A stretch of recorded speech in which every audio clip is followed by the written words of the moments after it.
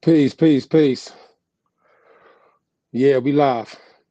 www Music Media Lounge. We live in the booth. It's your boy Mac Gaither. Yeah, Thomas Party. Don't forget, the harsh reality is live life autonomously. That's the campaign. You know what I mean?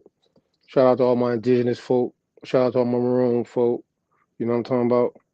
That's Lusty. You heard me? Shout out to Muskogee. Got Opie. You know what I'm talking about? Hey, also too, give a big shout out to Tribiz, man. They got a docu series they doing right now. They featured your boy, so I gotta show them love. I appreciate them. You know what I'm saying? Rico, I'm gonna hit you up too. I'm about to get this. I'm gonna order me one of them Tribiz hat. I'm gonna go ahead and rep. I like the hat. Y'all go ahead and check out their website too and support what they got going on. You know what I mean? To tap in with them. At the same time, though, shout out to my peoples. You know what I mean? What it is? God of Green, Baron P. You already know what it is. Blaze. Red Stick, you know, you already know who you are.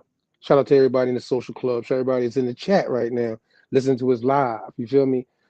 Again, you gotta go check out the network right now. Where I say it's the channel, you know what I'm saying? Because Tecumseh been on fire, Opie, you been on fire. Free People of Color builds, you know what I mean? Geniality 101. You know what I'm talking about? So you gotta go tap in with all that good stuff we got going on. You feel me? We can go ahead and play a little quick clip. I think we like to play this just to set the pace, and we're gonna keep it moving from there. So you know what I mean? Got it green. We'll be right back. Tap in.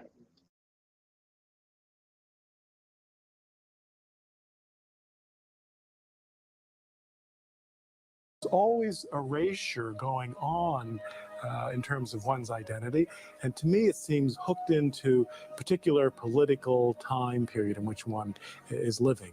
Now, if you back up to the removal time, you could say teens, through the 30s, removal really began about, as you know, 1817, 1818.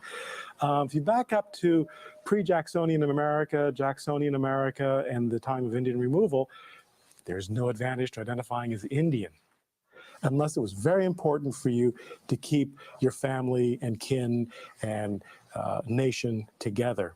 If you were most interested in remaining where you were, because that was sacred ground where you were living, because you did not want to be removed, then there was advantage of identifying as African, which means then you would not be rounded up, put on the rolls, and sent west, but you could stay right where you were. Around the age of 5 or 6 or 7, to discover that Gary Cooper killing off the Indians when you were rooting for Gary Cooper, that the Indians were you. The Trail of Tears isn't what most people believe it was. The Trail of Tears was a series of treaties and relocations, both forced and commercial in nature. The idea of a mass genocide isn't exactly accurate based on the records and documentation actually left behind. In fact, the Indian Removal Act of 1830 gave the President of the United States rights to negotiate with the indigenous tribes to purchase land. A majority of this was all done through usage of clever legalese, adhesion contracts, and bad business practices. The series of relocations are predominantly the Seminole, the Muskogee Creek, the Chickasaw, the Choctaw, and the Cherokee. Some of the more notable treaties include the Treaty of Fort Stevens in 1816. In this treaty, the United States government purchased over 10,000 acres of land from the Choctaw, east of the Tombigbee River. As compensation, the Choctaw received $6,000 a year for 20 years, plus an additional $10,000 in merchandise. The Treaty of Doak Stand in 1820, a treaty of friendship, limits, and accommodation between the United States government and the Choctaw Nation. This was signed to resettle Indians west of the Mississippi and open up land for white settlers. They received $6,000 a year for 16 years, plus additional goods. The Treaty of Dancing Rabbit Creek in 1830. Possibly the biggest of these treaties, 11 million acres of land was ceded to the United States government. Those who went west were given provision and land in Oklahoma. Their trip was also paid for. Those who chose to stay became labeled as American citizens, losing their political attachment to their tribes. I wish learning this information These relocations happened in 3 waves. The first wave took place from 1830 to 1831. This was during a time period known as the Winter of the Deep Snow. This seems to account for the majority of the deaths from that year. The second wave took place during the cholera outbreak around 1832. Even during this, it's documented that only about 2,500 people died during this trip out of 15,000. Now, let's look at this in context to the topic. These treaties result in the relocation of over 100,000 individuals over the Mississippi. These families move to Oklahoma, where they are allotted plots of land in which the United States Department of War at that time issued to them. As time progresses, the United States government slowly encroaches further into the freedoms of these autonomous groups of people. Indians that chose to relocate were given a semi-autonomous designation under the jurisdiction of the United States as Indian, a label placed on the aboriginals of this land by the Spaniards. However, as for the millions of other Indians that chose to stay is where the misclassification politically takes place.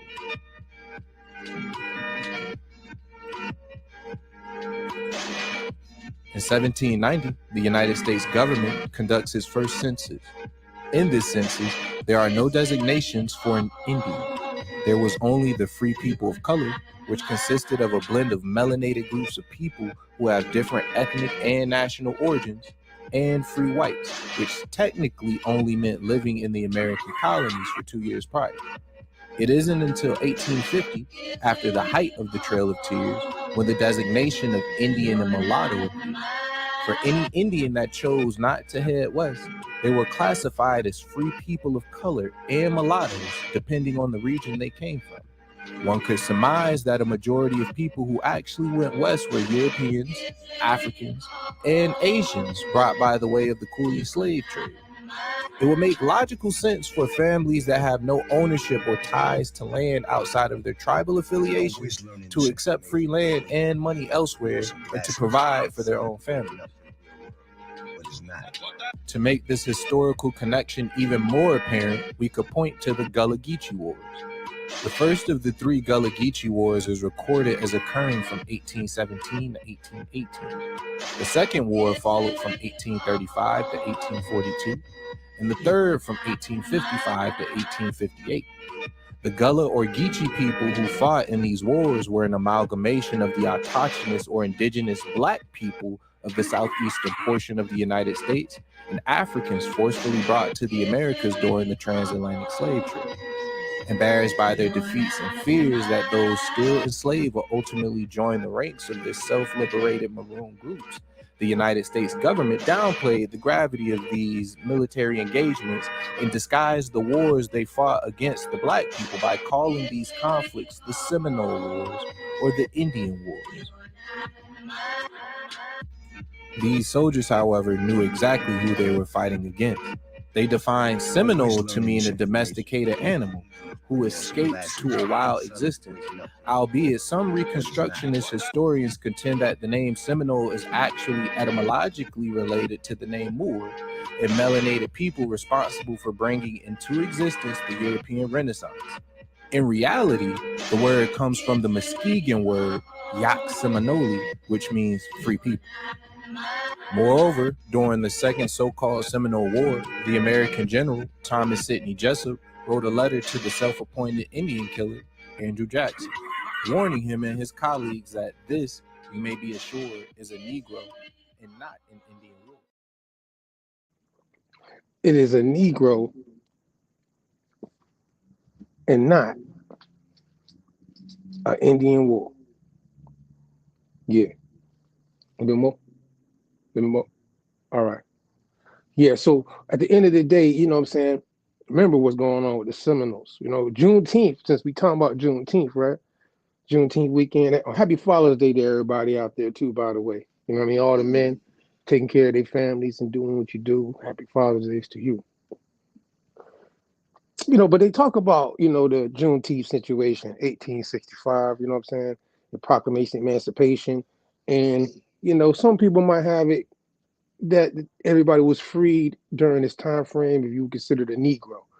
or a free person of color. That's like a contradiction to be considered freed in 1865, and the whole time you got people being labeled free people of color, right? But it's tied to them saying you have a descendant or somebody that you were freed from was a slave at one time in some case or another, presumably, right?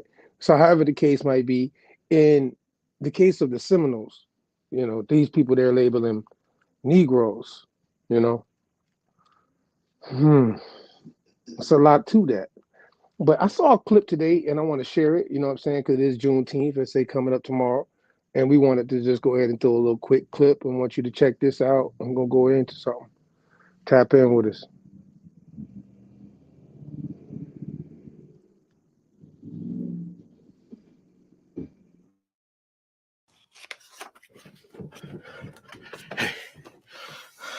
You've got to check this out. Dope shirt. Thanks. This device has the ability Captain America? to... What? The shirt. No. This is Juneteenth.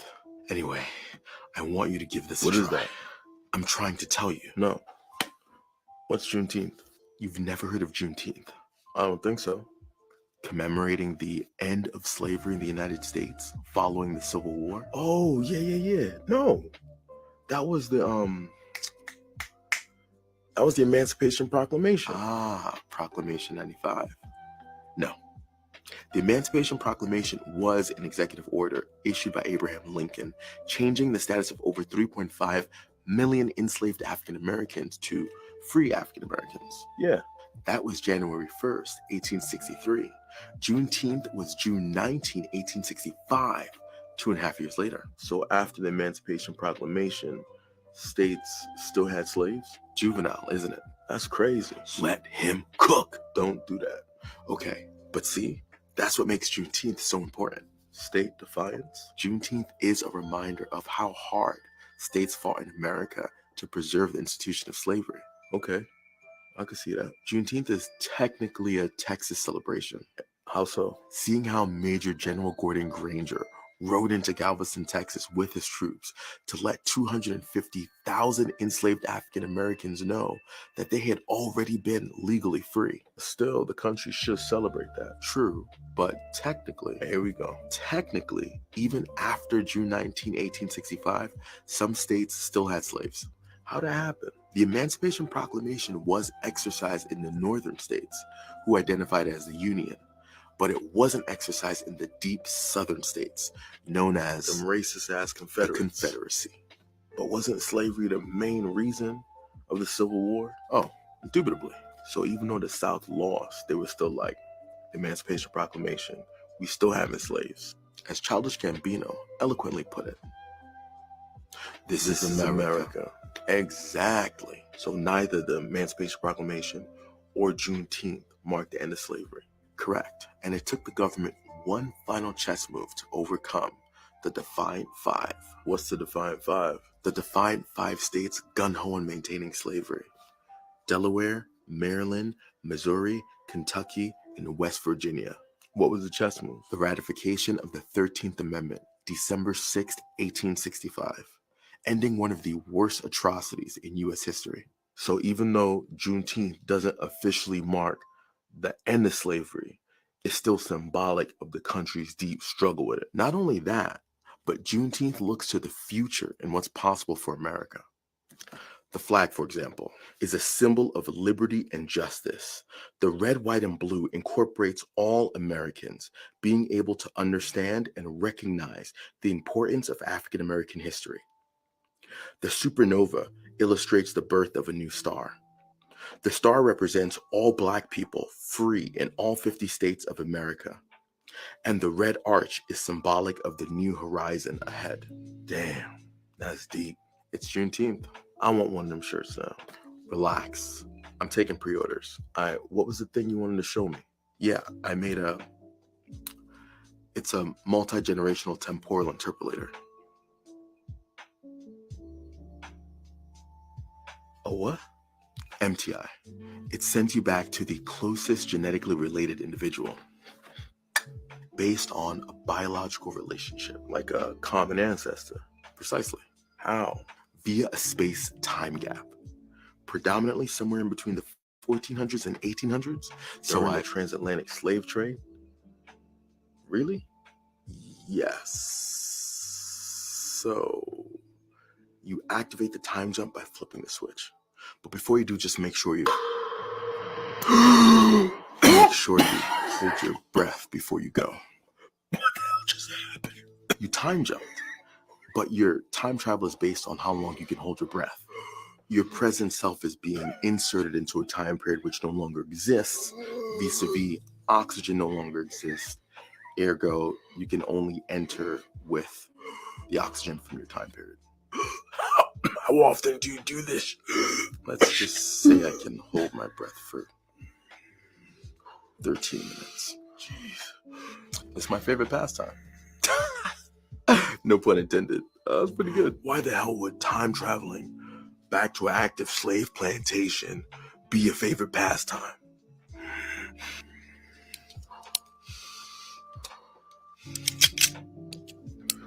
Like I said,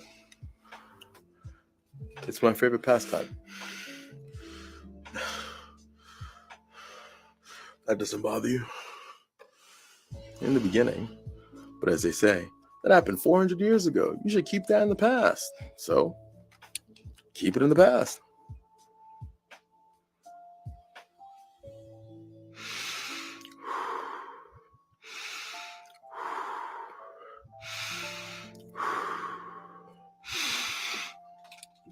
Get your breaths together. Gone, bitch. I'll be back in the backyard practicing this one. Hold my breath. Time. Now, but for real though, so yeah, crazy enough, that's a Nigerian brother that put that together. You know what I'm talking about? You know what I'm saying? So at the end of the day, he got a good TikTok though. You know what I'm saying? A lot of people go watch his joints. Again, it's crazy though, because Juneteenth though, right? You know, we're gonna look at some historical things that's leading up to the time period of the Proclamation of Emancipation and what they call Juneteenth. Let's pull up. I'm ready to get to it real quick. We short on time before our guest pulls up on us. The time frame is crazy. How you got to look at things, because from you down on the ground, you can't really see what's going on around you. When you see it from the upper view on top of the mound, you see everything a lot more clear. You feel me? Get a bird's eye view. Also, too, we've been doing this podcast for over 3 years now. So, in the time frame of us doing the live broadcasts from our local area to, going to where we are now on YouTube, I look at the situation crazy because we covered Juneteenth. Because ain't the 19th also tied to the solstice? Because that's what I acknowledge on the weekend, on the June 19th weekend, by the way. Yeah, from the 19th to the 21st, right? Just like you have a winter solstice, you know what I mean? December 20th going into the, you know what I mean? Like 3, 4, 5 days period, how they say, astronomical speaking, however. But still, I always acknowledged that, or the solstice. I was never really caught up on the Juneteenth thing. You know what I'm talking about? But I thought it was I don't believe in coincidences that they said on the 19th, on the solstice, that, it's the 21st or it's the 21st. So I still, though, because of how I look at it, you're going into the solstice. So I ain't looking at, you know what I mean? I'm not celebrating, you know what I mean? So you know what I mean? I ain't celebrating the team thing because, some of my people were free before 1865. What am I doing? Talking about? Matter of fact, shoot, the Seminoles, we definitely, yacht Seminole, you know what I'm saying? Louis the yacht Seminole, they were fighting all the way up to 1861. We're going to go into some stuff, though. You know what I'm talking about? They say on record 1859, but, we just going go ahead, pull up. Let's get to it. I don't know, because my people from the county, in Georgia, technically speaking, where all this lot of stuff went down. So, Civil War begins. So just to give you something on that real quick, right? So it's give you the date. I just want to know, this is from obviously the Senate.gov. So, this is coming from their legislative, records and stuff, United States Senate, you know what I mean? So, I don't be capping, right? So it says Civil War begins, just to give you just really what I want to get to real quick, just real quick. So, for the records, we got a timeline on this. At 4:30 a.m. on April 12th, Aries season, by the way, 1861. Confederate troops fired on Fort Sumter in South Carolina's Charleston Harbor. Less than 34 hours later, Union forces surrendered. Traditionally, this event has been used to mark the beginning of the Civil War. In the Senate, however, the fall of Sumter was the latest in a series of events that accumulated in war. So they got a lot of dates they throw. You see how they got dates to tell about, but there's a whole bunch of joints. So some people might say this, you know what I mean? Some people might say John Brown. So, depends on where you at in the country and who fighting doing what at a certain time, you know what I mean? Because John Brown ain't the Seminoles, but he was studying all the Maroon settlements that are fighting against their slavery situations, or what we call colonies at that time. You know what I mean? Being that he definitely didn't like what the American colony was called themselves doing, being that they just broke away from a colony in themselves. You know what I mean? With the American Revolutionary War coming, when all that took place. So on November 6, 1860, in an election that brought the new Republican Party to a national power, Abraham Lincoln was elected president by a strictly Northern vote. 4 days later, on November 10th, Senator James Chestnut resigned his Senate seat and returned home to South Carolina to draft an ordinance of succession. One day, I'm out. No, I'm talking about 1 day later. I'm out of here. I'm out of here. I'm going south. You heard me? Yeah.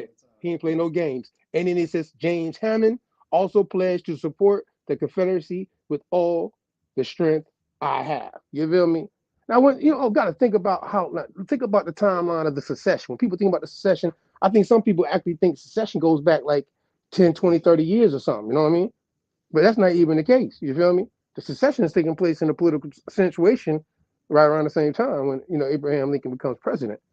You know what I mean? You're Republican, you're Democrat, understanding that Dixiecrat situation and all that. The Confederates, you know what I'm saying? Like that's, I think, gotta be understood. You feel me? But this is the Senate document just to show that 36th Congress, December 3rd, 1860. Vice President John Breckinridge presided at the Senate chapel and offered a benediction. You know what I'm saying? There's a lot of things. Just go check out the site and type in Civil War Begins, Senate.gov. If you want to read the rest of it. We can keep it moving. Be on the timeline, like I said. I just want to make sure you got them dates right in my conversation, what I'm saying right now.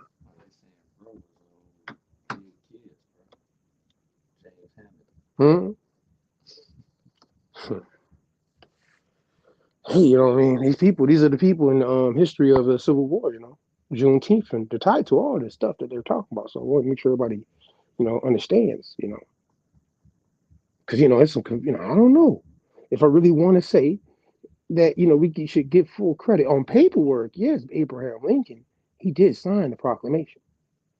But the spark of the war and why different people were fighting in the war and what made him say, you know what?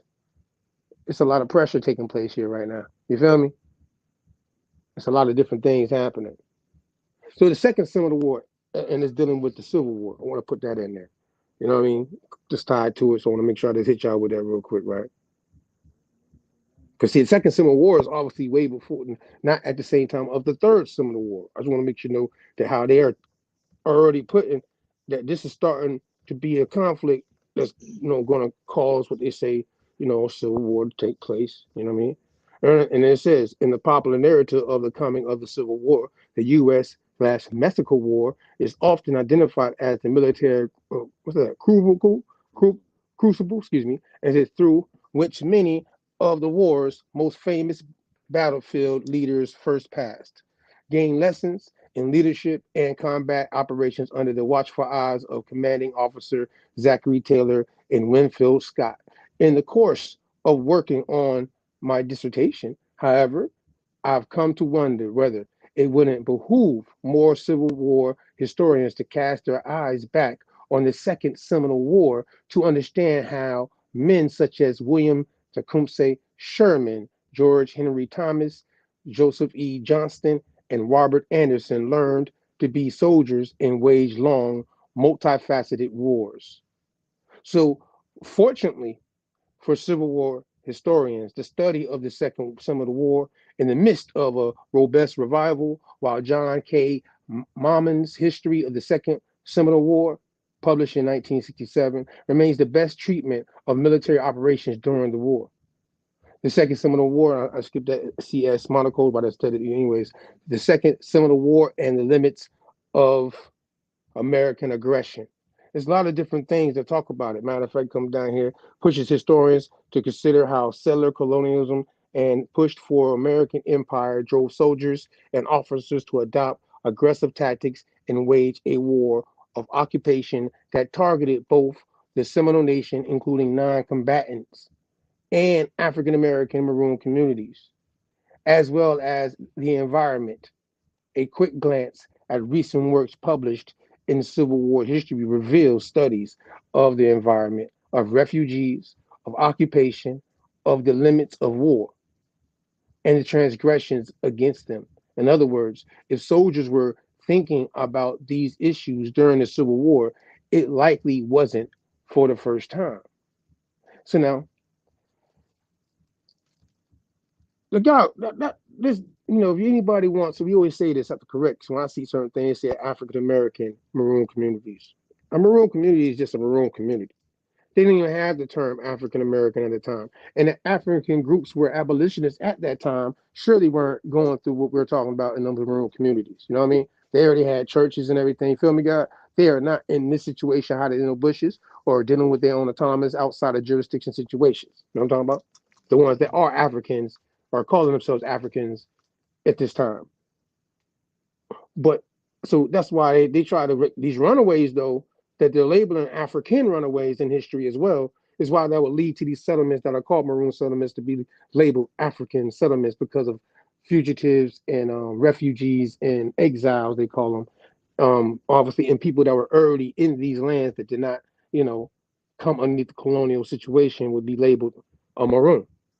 Also, in the positive side, we were the ones fighting you in a situation of what's going on. You know what I mean? So you sure ain't gonna give us no good luck, I know how you want to call us. But you can't get away from the fact that these same people were also called Seminoles. You know what I mean?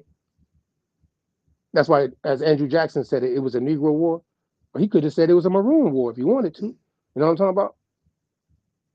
So at the end of the day, we got to understand that, there's a lot of things tied to what led to what they call a civil war in the first place. Feel me? It wasn't just all of a sudden North decided because a homeboy who did the secession and a bunch of white people just decided to say we got to fight over the slaves type shit. You know what I mean? That's not what's going on if you look at what's happening in American history leading up to the Civil War. So I'm trying to tell you, we can keep it moving though.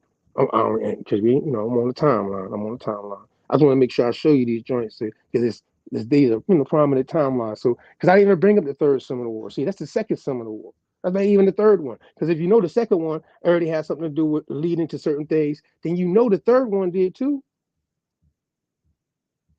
Shout out to Osceola. You know about Billy Bowlegs. You feel me? Yeah. Make that a little bit bigger, bro. Please. Quick little clip. This is Just Org, right? Just Org, you know what I mean? Another good source by Robert A. Taylor. Confederate Florida, far removed from the clash of massed armies to its north, remained in many respects on the periphery. Thank you. I was tongue-tied on that one. Of the Civil War fighting. The state by no means, however, escaped the war's impact as violence and the potential for violence served to its residents almost daily reminders of national struggle. One dimension of Florida's Civil War experience, a factor which threatened the escalation of violence throughout the conflict, previously has been neglected by students of the state's history. That factor was the potential for Indian War or a Negro War. In 1861, the few remaining Florida Indians, remnants, remember now, they said, didn't they? People always like to tell us that all the, all the Seminoles went to Oklahoma, though, right? So if after the first Seminole War, you said that, we occupation, so you sent us to Oklahoma, right? But then there's a second Seminole War after that, right? That's after that. So those who were in Oklahoma were in Oklahoma, right? But then you got people all the way down south still that are still fighting. Second Seminole War. Look what they're telling you right here. When are they telling you there's still Seminoles in the areas of, not in Oklahoma? 1861. That means that's 40, 30 years later after what they said in Indian removal, right? All right, so you know there's some capping going on. I'm gonna let you know. So at the end of the day, you know, they didn't disappear because we got proof of it, especially with the Seminole situation that Andrew Jackson called the Negro War, right? Or Maroon War. However, they want to go about it because there's multiple tribes involved with this Yacht Seminole term. It's the indigenous way of us saying free people of color, basically. You know what I'm saying? They ain't like that. They ain't like that. But at the end of the day, it's the truth. You know, I mean, you can go to any of the museums, you can go peep it. You know what I mean? I ain't making these things up. You know, it's Muskogee things. Shout out to the Muskogee. Now, as it says, in 1861, a few remaining Florida Indians, remnants of once powerful Seminole, Tallahassee, and Miccosukee tribes were living in the swamps and hammocks of South Florida. The numbers have been reduced as a result of a series of 19th century Indian wars, the last of which had ended on May 1858. You feel me? Now, how long is that from when they say the Civil War started? We just read it earlier, right? 1861. Mm-hmm. So that's 3 years between it. Oh, you think you're okay? All right. Oh, okay. They just stopped. Everybody just stopped. You feel me? Mm-hmm. Come on now. Then you still got a problem with the white boys that call themselves Confederates, calling, right? Who are pulling away from the Union because of what's going on with Abraham Lincoln in politics. You see? So they got more than one thing going on. But they're only trying to tell us they're recognizing that the Confederates are now going back south to their areas, not dealing with the Union. Feel me? And now but the Confederates got issues with who? They still get issues with all the Indians in the area that's fighting against them and the Union. You feel me? They ain't telling you that part though. I mean, I'm just saying this is not being told unless you go read it. It's there. You know what I mean? But they ain't telling you it in general history. This is the Democrats. Yeah, the Democrats. They ain't telling the story. We ain't talking about the Republicans. We ain't talking about all black people who were Republicans who were running shit. Right. They don't want to talk about that part. See, you don't want to bring up none of that. But see, this is just going to expose all that. You know, shout out to Tallahassee, fam. You feel me? Florida State Seminoles and all that stuff up there. You feel me?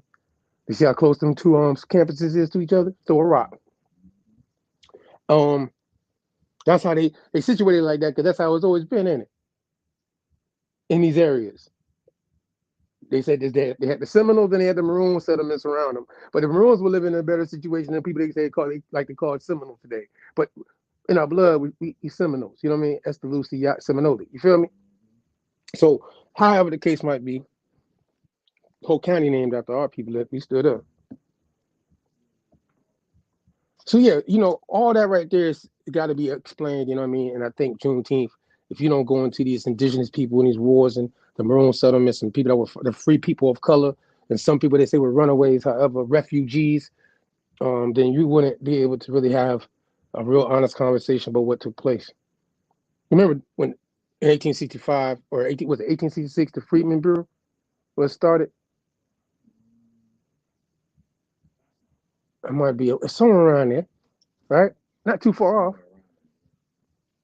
It was called the Refugee Freedmen and Abandoned Lands Bureau.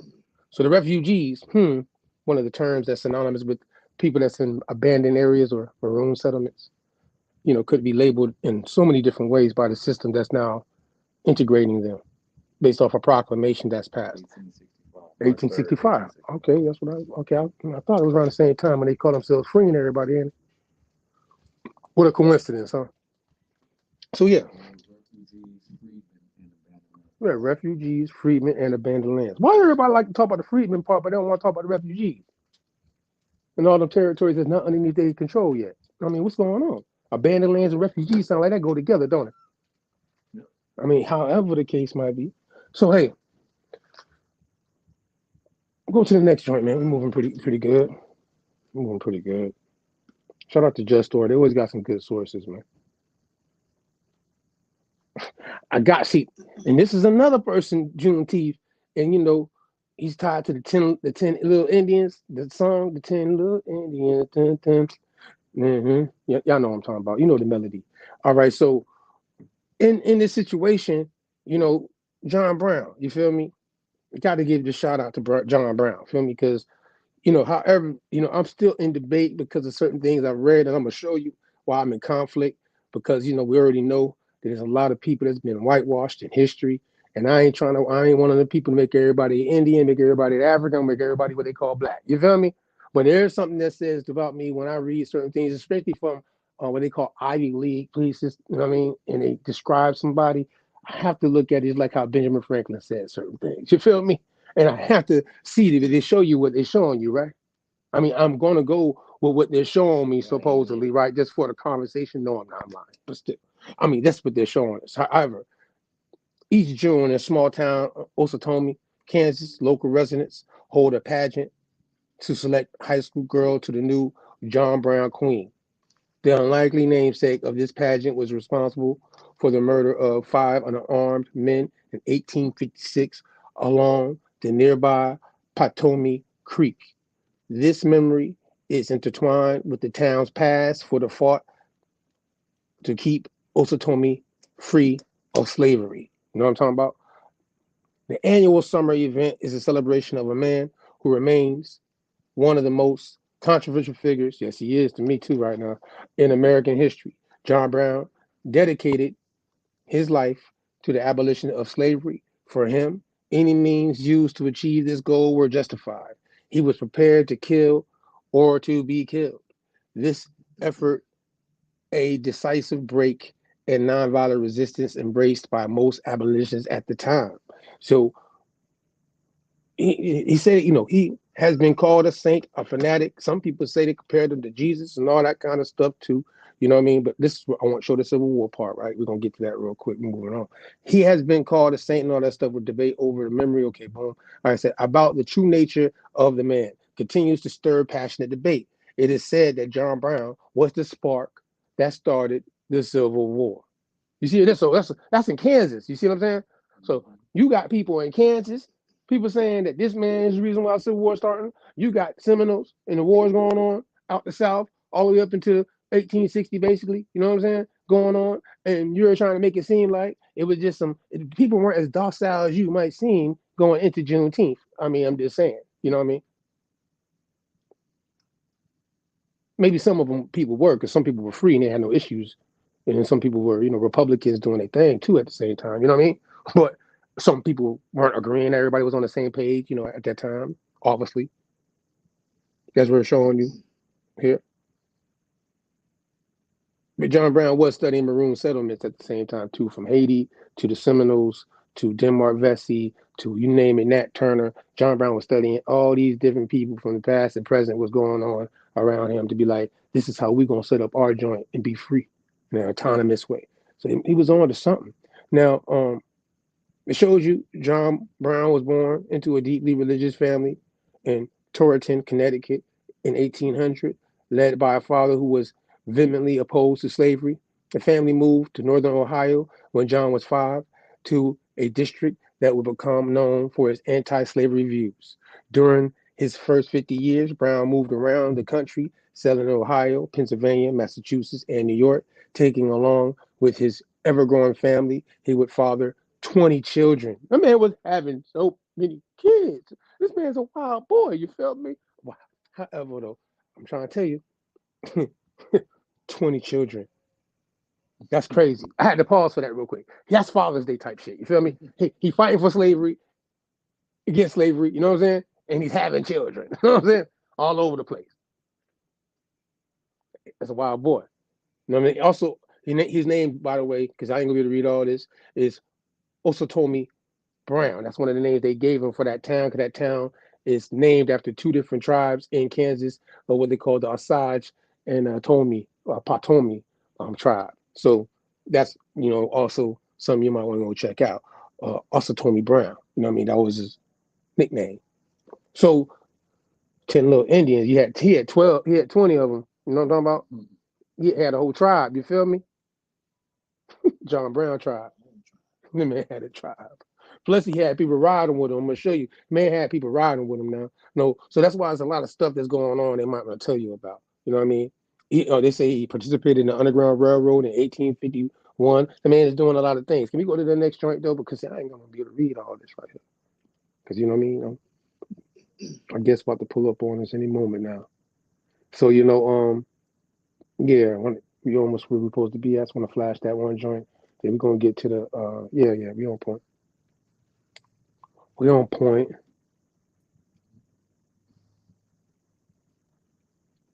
Can't even blame me actually because I was the studio we had a little, so I was running behind because certain things was when we got here. So we got on something we can.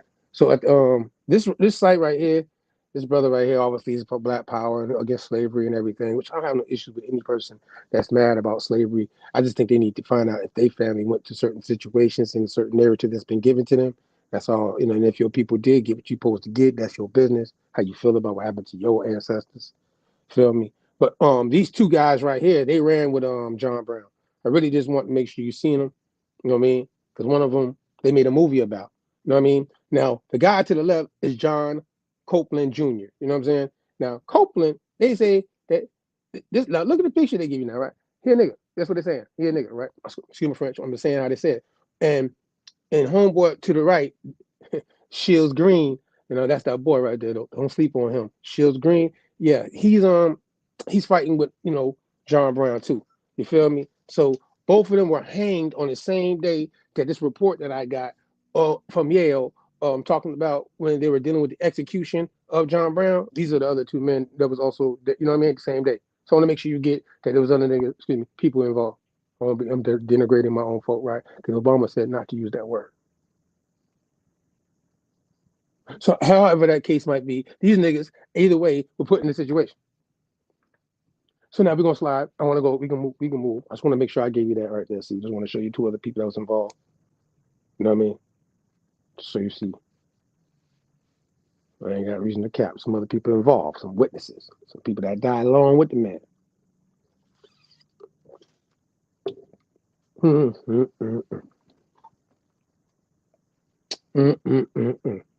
Juneteenth. There's a lot of stuff going into this Juneteenth. They ain't telling you about anything. So this is the Yale joint. Show them the top real quick so they can see it. So I don't try. I'm tripping. Yale Law School, Lillian Goldman Law Library. Okay. So this is the account, the life, trial, and execution of Captain John Brown, known as Old Brown of Osatomie, with full account of the attempted insurrection at Harper's Ferry. Harper's Ferry, if you didn't know, that's a federal place where they held the guns. You know what I'm talking about? This sometimes Mr. Man was raw. Him and his people were raw. They ran up on the federal. That's like running up on, you know what I'm saying? Like DC right now. Like how that, well, them Trump, see, that's why people saying them Trump people crazy. Feel me? I'm just saying, my folks were trying to have their own Juneteenth, whatever month it was. But this man ran up on, you know what I'm saying? They was in the spirit of John Brown when they did that shit. So they running up on Harper Ferry. So let's come down. Let's go look into what they got going on. Now, the only part I really want to show you, which is, like I said, this is why, and also I always used to say this was one of the rawest white men to live. That's why I used to say when I read about him back in the day, that's like, this is one of the rawest white boys to ever live. Right? Feel me? Got this man right here raw. Feel me? Now, this is what got interesting when I found this document, though. Make it a little bit bigger. Yeah. His personal appearance right here. Feel me? This is from Yale Law. This is the whole account. Show them the whole thing before we read that part. Show them the different areas where it says John Brown. Don't go down. Show them on where it says this. We're gonna read the whole thing. His appearances. Then they're gonna go down. It says John Brown's business engagements come down. John Brown as a father. Excuse me, as a farmer. I'm thinking about as a father. He got 20 kids. John Brown in Kansas. They got the other account here from the law joint. They cover a lot of them in Kansas. Facts and rumors concerning John Brown. I wonder if they ain't got no rumors about him being dark down there and do it. It don't pop up. Okay, so John Brown, moral character. John Brown, politics. You know what I mean? And we're going to be talking about politics in a few minutes. But I guess John Brown's camp and all that. John Camp, I showed you who was in the camp. See, we ain't going to go through all that. I showed you two of them. The Battle of Osatomie, all that. All that's in here. Now go back up because we ain't got time for all that. I just want to make sure you see it. And for the record, that this is what Yale's saying, not me. Okay? The whole account of the person that got executed in 1859. Feel me? So the appearance. It says, from another gentleman who knew him well, we have the following personal portrait. In stature, Mr. Brown was nearly 6 feet high. He was slim, wiry, dark in complexion, sharp in feature, but with remarkable firmness expressed in his face. His eye was sharp, penetrating, and, come back slide, typewriter, steady. Few men could look him steadily in the eye more than a breath. His hair was dark, and 2 years since was deeply sprinkled with gray. His brow was prominent, the center of his forehead flat, and the upper part of his forehead retreating, which gave, in conjunction with his slightly Roman nose, an interesting and reckless appearance. At the crown of his head, he was remarkably high. In the regions of the phrenological organs of firmness, conscientiousness, that's a long ass word right there, boy. Conscientiousness, conscientiousness. Let me take a little drink for that right up. That needs a drink. I'm gonna try it again. Conscientiousness. That's the best I'm gonna get with these words like this. I don't know why. All right. Okay, so, and self-esteem. I'm just gonna say he was conscious and he had self-esteem, including stern will. See, my eyes getting bad. I gotta get glasses. I'm gonna need glasses now because of this. Unanswering integrity and remarkable self-possession. So, I mean, the whole family and all that right there, you know what I'm saying? It's tied to it. The Browns, the brothers of the man of Harper's Ferry are familiar build and general characteristics. You know what I'm talking about? You know what I mean? His brothers, because he had brothers and sisters too. You know what I'm talking about? John Brown. But they say he got a dark complexion. Did that not say dark complexion? Now we showed you a picture earlier when you pull up John Brown right now. It made the man look like he pale as can be. I mean, he ain't got no tan or nothing. You feel me? I don't know. Do they change colors? That's what Black Europeans do. I don't know how that works. Well, that's a trait, boy. That's some shape shifting shit. See, they can run the world if they doing that. Feel me? Shit, they can run the world if they're doing that. We would never know. Oh my gosh. But however, Yale got him as a dark complex person on the day he's being executed. So just go back into that so they can see it too for the Yale part. You know what I mean? So they don't think we making this up because Yale said it, not me. Don't blame me on Juneteenth weekend. But they were singing his name at after the proclamation. They had a parade and everything in the areas. They were singing this. They were singing this man. They were singing a song about him. That's how influenced he was dealing with the Civil War and anti-slavery in the North and those areas, Kansas. You know what I'm saying? All that good stuff right there. So we're gonna play a clip, and then we're gonna get to our guests. You know what I'm saying? So I want y'all to check this out. Oh, there's another one. I missed one. Oh yeah, show them again. Thank you. I ain't gonna be biased. That's they pictures. But I saw what Yale just said about how it looked. Right. So I'm gonna want you to say it again. Yale said you read it from Yale law situation, right? He don't look dark at all. Now I don't know today they flip flop something. You know what I'm saying? If dark mean white and then white mean dark, I don't know. If they change something, maybe we don't know. Feel me? It's tricky. You know what I'm saying? I'm gonna let y'all read it for yourself and comprehend it. I don't want y'all to think I ain't capping. I got a cap on, but I ain't capping.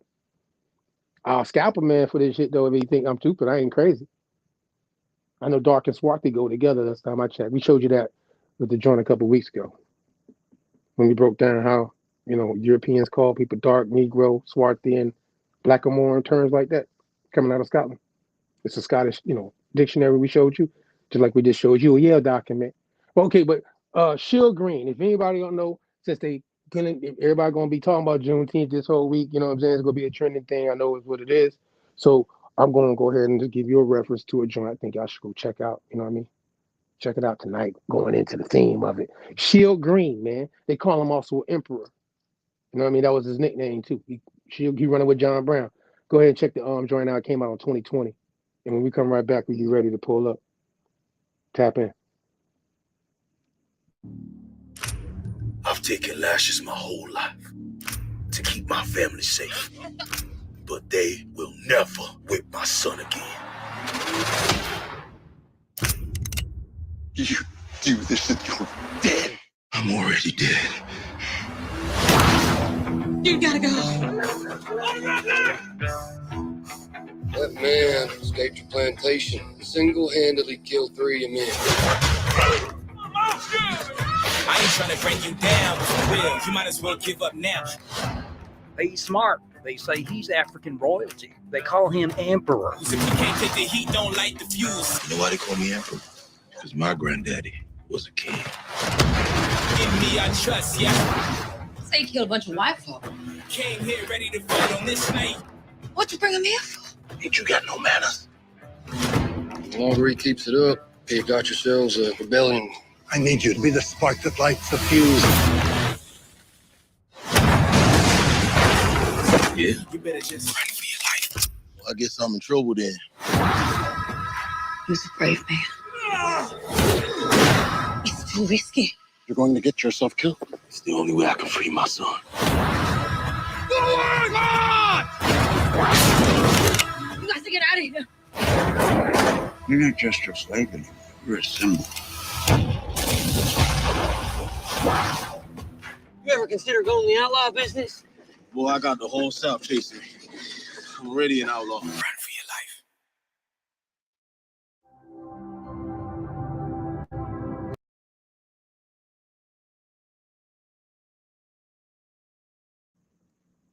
Woo. So yeah, go check it out. Remember, Emperor, man. That's Shield Green, the guy we showed you. You know what I mean? They made a whole thing about him in 2020. See, let's let that pass you. I didn't even know that, right? Here we go. Surprise. So that's the Juneteenth joint. I just want to make sure I give you a little, history and some stuff to go along with it, since people want to talk about, Juneteenth. You know what I mean? It's coming up, so we're gonna give you some backdrop like we just did. And now our guest is pulled up on us, so we're gonna get straight to the politics and conversation. Shout out to my man Tavis Sanders and the NDU.org. Pull up. Peace. Good day. Peace. Good, bro. How you, man? I'm doing all right, man. How you doing, bro? I'm well. What's going on with you? Oh, man, just really just trying to get through the weekend, man. I'm glad that I wish I had another day on the weekend, really, right now. I could take one more day. Give me Sunday over again. You had the day off? Yeah, Sunday. Oh, same to you, man. Happy Father's Day, man. Yes, Grandfather's Day and all that good stuff. You know what I'm saying? Well, you're a grandfather now, so I am. You and them shoes, Yes. Well, bro, I seen you doing some things recently, your mom, Dukes, and you guys been active. I see you've been doing things in the city. So I just ain't tapped in with you for a minute. So I would like, when I hit you, I'm like, yo, give us some updates what NDU has been up to up there in Philadelphia and stuff like that, man, and what you got going on online with the station and everything you told me about. So let the people know what you got going on first before we get into all the other stuff. You know what I mean? Yeah, man, appreciate you. We doing good. Man, busy, right? Busy. TV show doing good. Started dropping the shows on YouTube. And so that's, doing good on our Indigenous education channel. So if people not in the Philadelphia area and want to check those shows out, they can go to the YouTube channel and check those out. They're doing pretty good over there right now too. So we thankful. Gonna have a new web page up in a few weeks. And so, thankful for that. You give everybody a different look, hopefully easier access to information, right? Mm-hmm. It's summertime, right? The weather is warm. We're here in Philly. And so we have our monthly fire circles, right? And our solstice and equinox celebrations. Mm-hmm. I was chiming in and out earlier. So I did hear you mention that was coming up soon. And definitely is an important time for us. We need to reclaim these spaces, right, and places as a part of the natural flow. And so one of the things that we do is a monthly fire circle during a full moon, give everybody opportunity to come tap in, ground themselves, be amongst other individuals. The children come out definitely in the summertime. There's a play area for them. So, ways for people to connect, right? Have conversations amongst other individuals in the real world, right? Not necessarily on this virtual thing all the time. And then, yeah, we got a couple of projects coming up. We was actually, we was in the runnings up for an Indigenous Film Festival. We made it to a couple of the stages, but we didn't make it. And so I dropped those 2 videos. One of the requirements was it couldn't be on Facebook and YouTube and stuff like that. So the DNA shows that are on our channels we dropped the last 2 weeks is that program. And that program seemed to be doing pretty good too. So I'm thankful that a lot of comments, a lot of good information, of course the hate is there. And so I'm thankful, you know what I mean? Because if it's not there, then something wrong, right? I'm talking to the wrong group. I don't want those kind of people around me. I need people that's going to bounce things back and forth and, always test me. So my mom is doing good. We got some new program coming up. We got some partnerships. My situation is taken care of and able to partner with the city on a couple of tours that we did. We just got finished doing a biking to indigenous spaces in Philadelphia, where we partnered with the local bike organization and the company that provide the bikes, right? And we took the group to a local mound that is in the area that nobody knows about, showed them old pictures, talk about the artifacts that they found there. And then we took them to a space that was an old village where the Lenape would stay. And, also start to bring up, again, this all my mom's right here, right? The good stuff. And then, start to identify places correctly. I guess if I'm gonna say one thing before we move forward, I'm starting to get back out here, right? And so I'm out in the streets, I'm out in the world, I'm on the internet a little bit more, looking and researching and checking out people. And I guess one thing I would say is from the general situation is that, we're doing land acknowledgements, and that's all cool. And I appreciate what is being offered right now, particularly when they allow individuals that look like us to be able to share our info, but too many of us, not all of us, actually, some of us do a really good job and drop that history correctly. And I ain't necessarily talking about us neither. I'm speaking with respects to the whole, even if it's a non-Indigenous person trying to share and show acknowledgement to the land and the Indigenous peoples that resided there. We weren't just one monolithic group, right? And so if you're going to acknowledge the Cherokee, what are you talking about? What land are you talking about? Because, it was a whole bunch of different tribes that were part of the Confederation, right? And confederations then reside in areas of land. And so one of the things that me and my mom want to do was to identify Philadelphia proper and the various villages that existed in what is now known as Philadelphia, and give everybody their proper name. So we have Aronimink, Shakamaxim, Kawakwanock, Passyunk, Wissahickon. So, so that when we do our land acknowledgements, we are actually acknowledging the actual tribe right. And the land that they call that area. So something that we started, we pushing here in Philadelphia, and then, I'm from DC, right, in the VA, North VA area. So same thing we're doing up there. And I basically said the same thing to them. Me and my mom did a panel discussion with the Smithsonian Institute a couple weeks ago, maybe about a month or two ago. I don't even know no more, but we did it this year. And that was cool. And so we had an opportunity to share that with them, right? And, we'll talk a little bit more about that later, but yeah. So a lot of good things coming up, some more bike tours coming up. Looking forward to developing some other Indigenous themed programs that the city can use as a part of its redevelopment and re-education themselves, right, on some of the things that need to be discussed, and then, connecting with the larger area to, connect and grow, right, and be great. So, well, whatever we gotta do. Thanks for letting me, share And if anybody's interested, anybody looking to support or want to donate, check us out at indedu.org. That's what's up. And again, definitely everybody tap in. The man got lots of information, especially about the lawful side of things. One of the things that's interesting is I did see some people, I'm not going to put nobody's business out there, that have recently went to, deal with some politics, dealing with jurisdictions and stuff like that, right? And just to keep it anonymous. And the ways of how it was said is, the dual citizen part, like, how do you look at that part? Because I know you know what I'm talking about. Like, how do you look at dual citizenship, and how's that for indigenous people that's moving? Like, just for instance, if we had to use a more modern day confederation of indigenous people looking to do things, I would say, like, for instance, like fauna, you know what I mean? How would they be able to set up a dual citizenship situation from your perspective of things? All right, so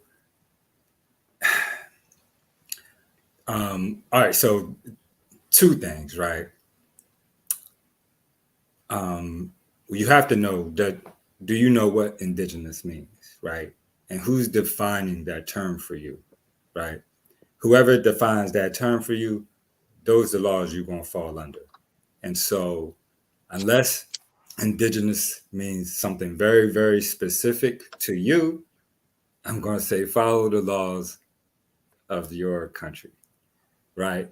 And then by virtue of that, if you're calling yourself indigenous, even if you legally not, or even if you don't know if you legally not or not, you calling yourself that anyway, that's okay, because you got a right to, and you automatically have dual citizenship, right?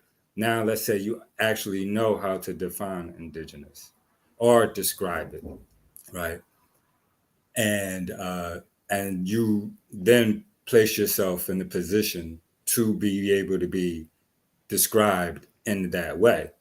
Again, by virtue of the law, you automatically have dual citizenship. And so by virtue of international law, if you're calling yourself indigenous, you have dual citizenship already, just by virtue of being indigenous. And now it's up to you to make the decisions on the internal development of you and your folk, right? As a collective group, or, one of the things that sometimes me and you discuss that I think people missing, you can do it as an indigenous individual. And that's a whole nother conversation to be had. And, everything you said, right? I think people are still so caught up in, they want to be very Pacific, you know what I mean? And they want to be tribal and like, you got lineage from down south, as I know. You in Philadelphia, though, and everything you just got to talking about as your nonprofit organization is set up to do, dealing with indigenous people and all the things that you do, you're dealing with other tribes and stuff that might necessarily be connected to you from a blood standpoint, you know what I mean? But you're recognizing this, you're standing on the principle of indigenous people overall in the North America, and obviously the position of us being able to get back into an autonomous situation by knowing how to move and do things. Well, right? I mean, within the system and in a dual situation of how you can do things depending on your predicament. Right. And I'm going to say, first I acknowledge my mom, right? And as the co-founder of the organization, and as, my matriarch, my mama, right? One of the things that she insisted on with respects to indigenous education, that we weren't tribal specific, right? Because there's information to be had that extends to every tribe. And one of the things is, again, as a part of the conversation that you was having earlier, I guess I would say that, for a select group of people, Juneteenth meant what it meant for that group, no matter whether they were ignorant of other facts or not. For a specific group, this meant that to them, whatever that is, right? I would say Texas, for instance, yeah. Okay. That really fits for a Texas cultural thing. You know what I mean? So with that being said, I can respect, right, and I can acknowledge the work that was put in by those individuals in the beginning to be able to have it expand to Philly, where I took my daughter to an event yesterday, right? That was in celebration of that by community activist groups here in Philadelphia. And so the work that they putting in to offer something positive to the community and to the children, and so if that's what you're doing, I'm cool with that. You're doing something productive, you're doing something positive, you're doing something based off of framework that was real to a group of people. Now, we do need to know the whole of our history so that we can be in a higher authoritative situation or position, and the lack of knowledge and the lack of self-knowledge particularly will continue to have us in a position where we continue to use their dictionary to define the terms that we are using in our argument. And I guess back to that dual citizenship, because it's all aligned. First, before I go, I want to say that, right now I'm talking to you as Tavis Sanders, as an individual.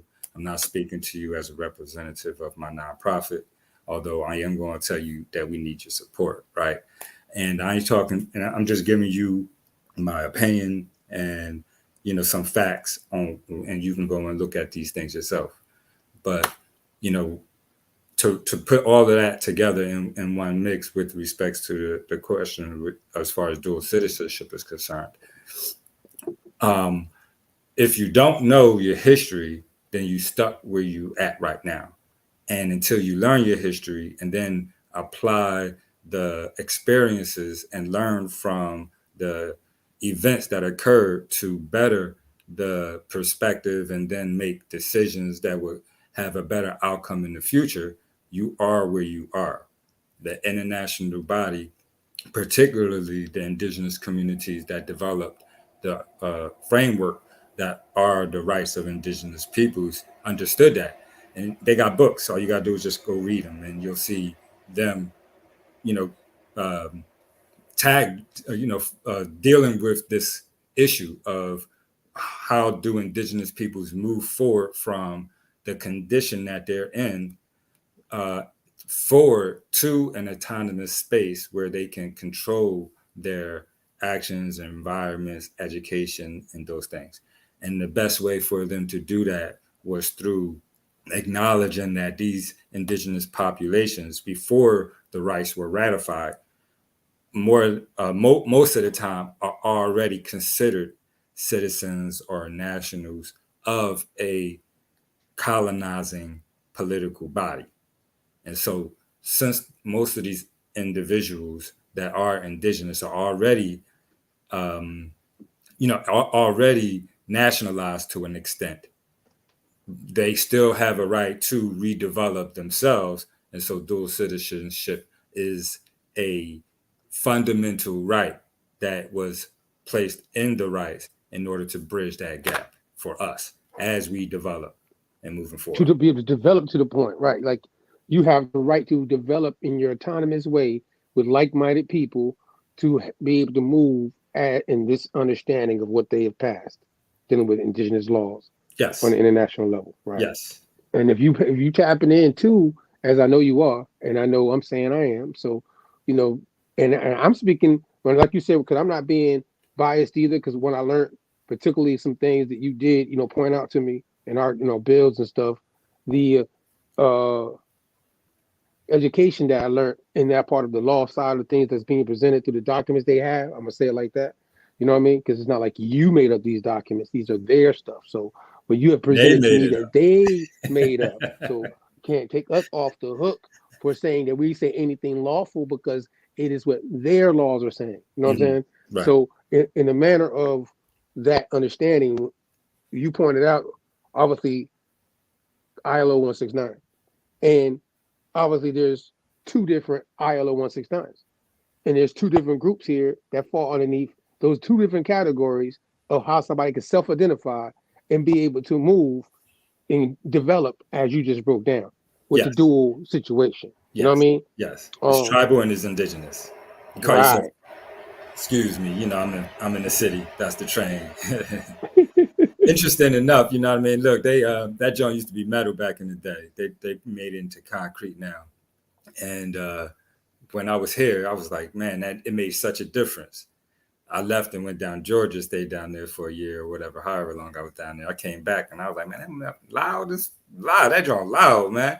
I don't know how lit is next to this joint this long, man. Nonetheless. You get used to it. You get used to it. It just comes as second nature and adapt to the surroundings and shit. I know the time. I got the time. With that said, yes. And again, you know, you call yourself whatever you want to call yourself. You're going to be a tribal or you're going to be indigenous. And being one or the other is going to allow you to move a certain way and organize and develop and have certain levels of autonomy.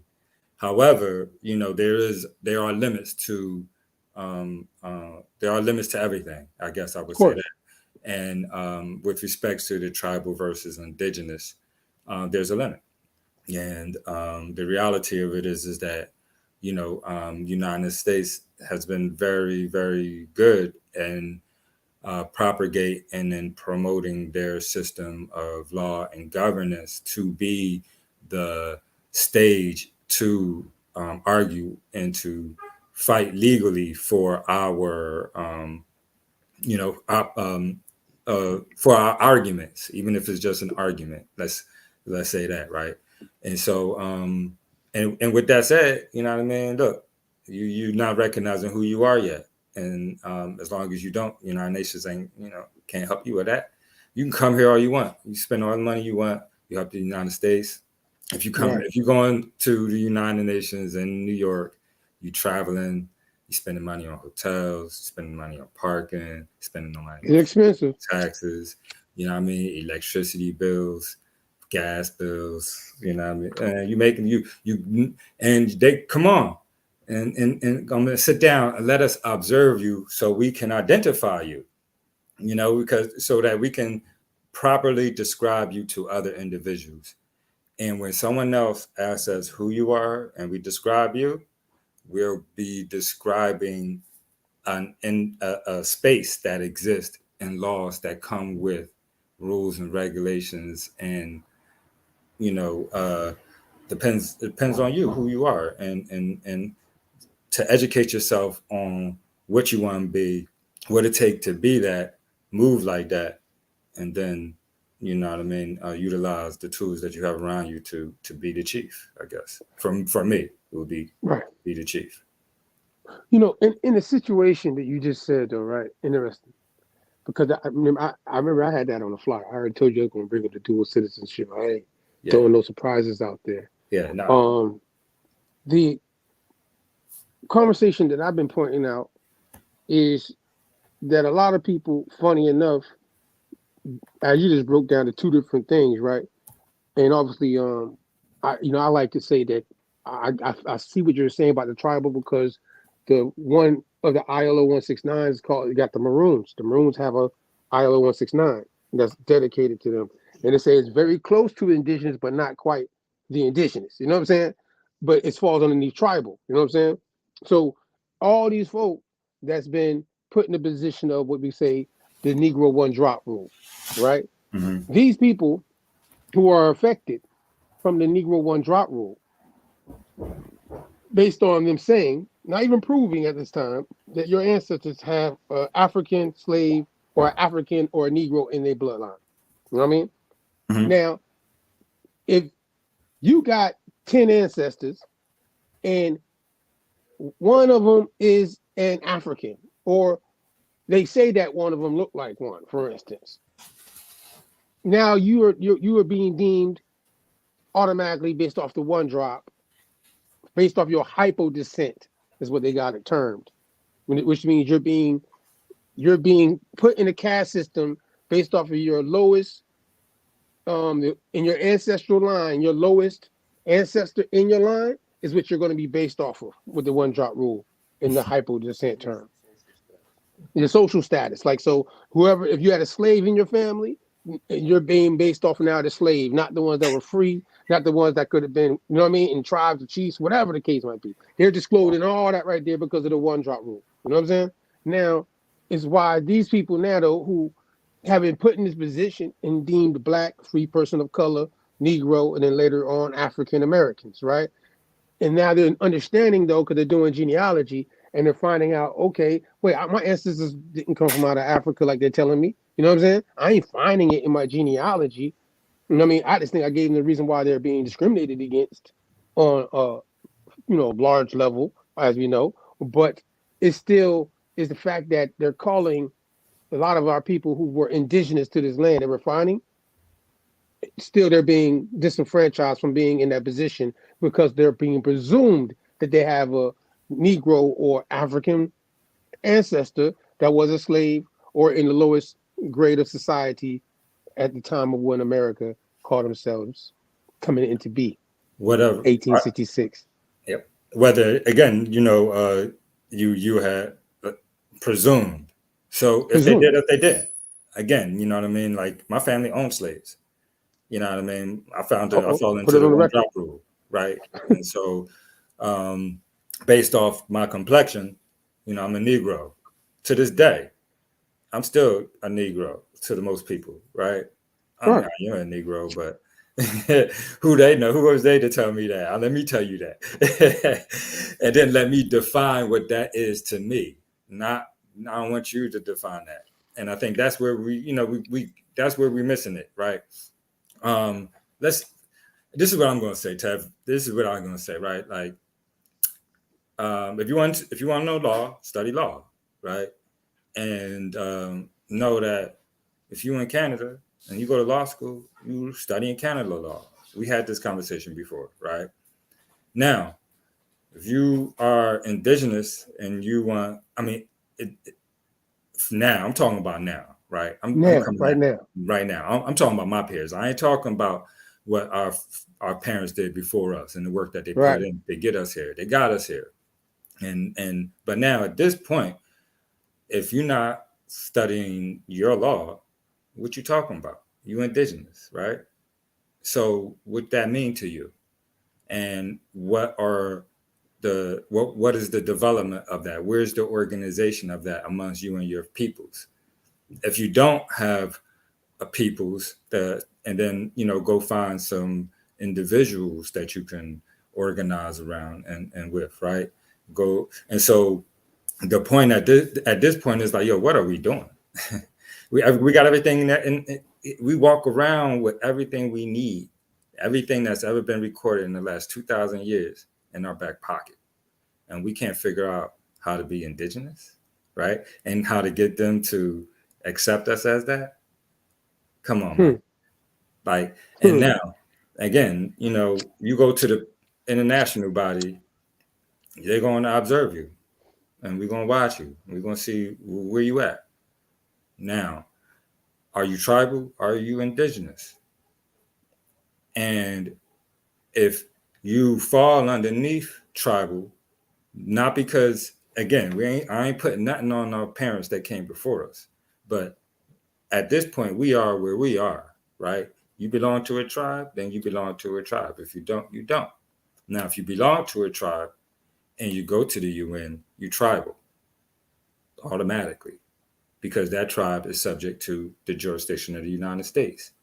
And so respect where you at, understand the rules, learn the procedures and the guidelines, and then utilize what tribal peoples do have the capacity to promote and exercise and develop, utilizing international laws that the United States may be, bumping heads against them as far as that fight is concerned, to progress and be better.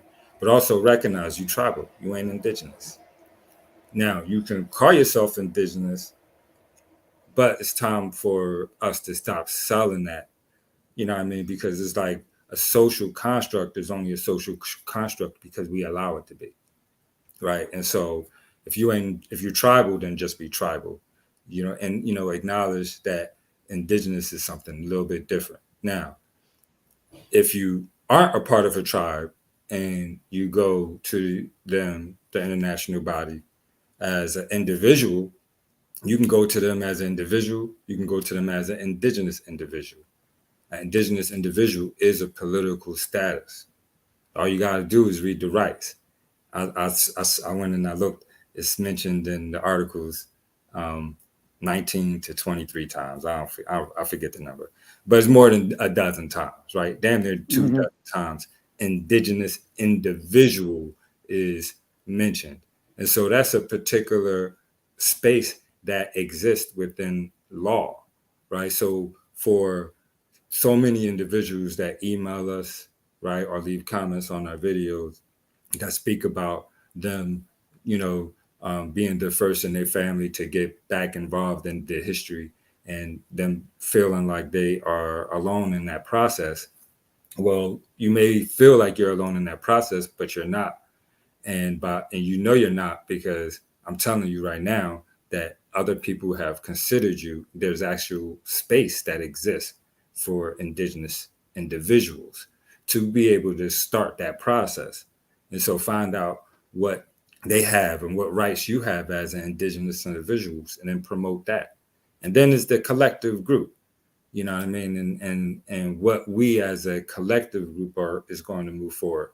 If you go to them as a collective group, now you're an indigenous peoples, and that's comes with its own status. It comes with. I like how you said that. You just gave me something right there with that. I like how you see. That's why I like having these conversations. See, because I understood exactly what you just said, but I guess in my mind state, see, you would think to use term when a group of, because I was automatically when you were saying, I'm like, all right. So we're a group of indigenous individual people. You know what I'm saying? So what is going to be the term that we represent as a people's with? You know what I mean? Most times people will automatically think tribal. You know what I'm saying? But technically, we could just be collectively known as an indigenous people by something, but then not to be fall underneath tribal. So you just gave me something. You just put something on my head. So indigenous peoples. I rather, you feel me, God? Or Maroon peoples. I'm gonna even use a term like that. I wouldn't even use. You know what I'm saying? Like, that's interesting. I really like how you gave me that right there. You really just you threw something at me right there. You don't even know it. You just threw something at me. All right, so I want to show something real quick. I show a link because I'm let the time flow. Go ahead. The first. No, not yet. I want to show them this, and then we're gonna go and show the highlight of the joint real quick too. I want to show you something because I got Indigenous Politics up there. I found this, and since we're talking about indigenous peoples and indigenous individuals, I felt like I should just throw this up there on a boom, and then let you tell me what you think about it. I like to throw things from an educational standpoint. Let you tell me what you think about it, and I'm gonna let somebody. This is not my source. You know what I mean? I ain't make this up. Like, because what you just put on my head right now, I caught it. It was like, oh, I see it now. Clink, clink, clink. So, all right. Boom. Okay. Indigenous Politics of Resistance. An introduction. Obviously, it's from it's university, but that's a Spanish way of saying it. It says right here, though, I just wanted to use it as an example because I thought it was an interesting source. And it says, to be indigenous means that the project of nation state did not triumph, that there is not one single territory, not one single language, not one single citizenship. Come down. You said indigenous peoples. I didn't know it was how you said it was gonna happen like that, but that's why I'm like, this is interesting. You know what I'm saying? I'm like, wow, okay, indigenous peoples breed diversity. There are over 5,000 peoples that speak thousands of languages in different cultural and spiritual systems. About 370 million individuals in 90 countries. Yet the radical diversity of indigenous peoples lies beyond their own pluralism. Maya scholar Gladys Tuzul reminds us that the indigenous peoples are evidence that the nation state did not triumph despite its efforts to impose one political logic that there is not one single citizenship or social construct. Indigenous politics transcend the nation state, and their resistance expands the political imagination beyond the modern state. Indigenous resistance is, in the words of Anasia Nabab, and I'm sorry I messed up that name. I ain't gonna get it right. Scholar, artist, Leanne Simpson, and it says a radical and complete overturning of the nation state's political formation. I'll stop there because I know I want you to feed me back off what you hear piece by piece. What do you think about that right there? I thought that was really interesting. I mean, you know, these are individual perspective. And then again, in this, first of all, she's spitting a lot of facts, right? These facts are facts that you could find anywhere. The paper is a little bit older, and so the numbers increased somewhat. You know, I mean, I know where she got her numbers from, and so Right. This is, and the fact that it is growing, I guess, would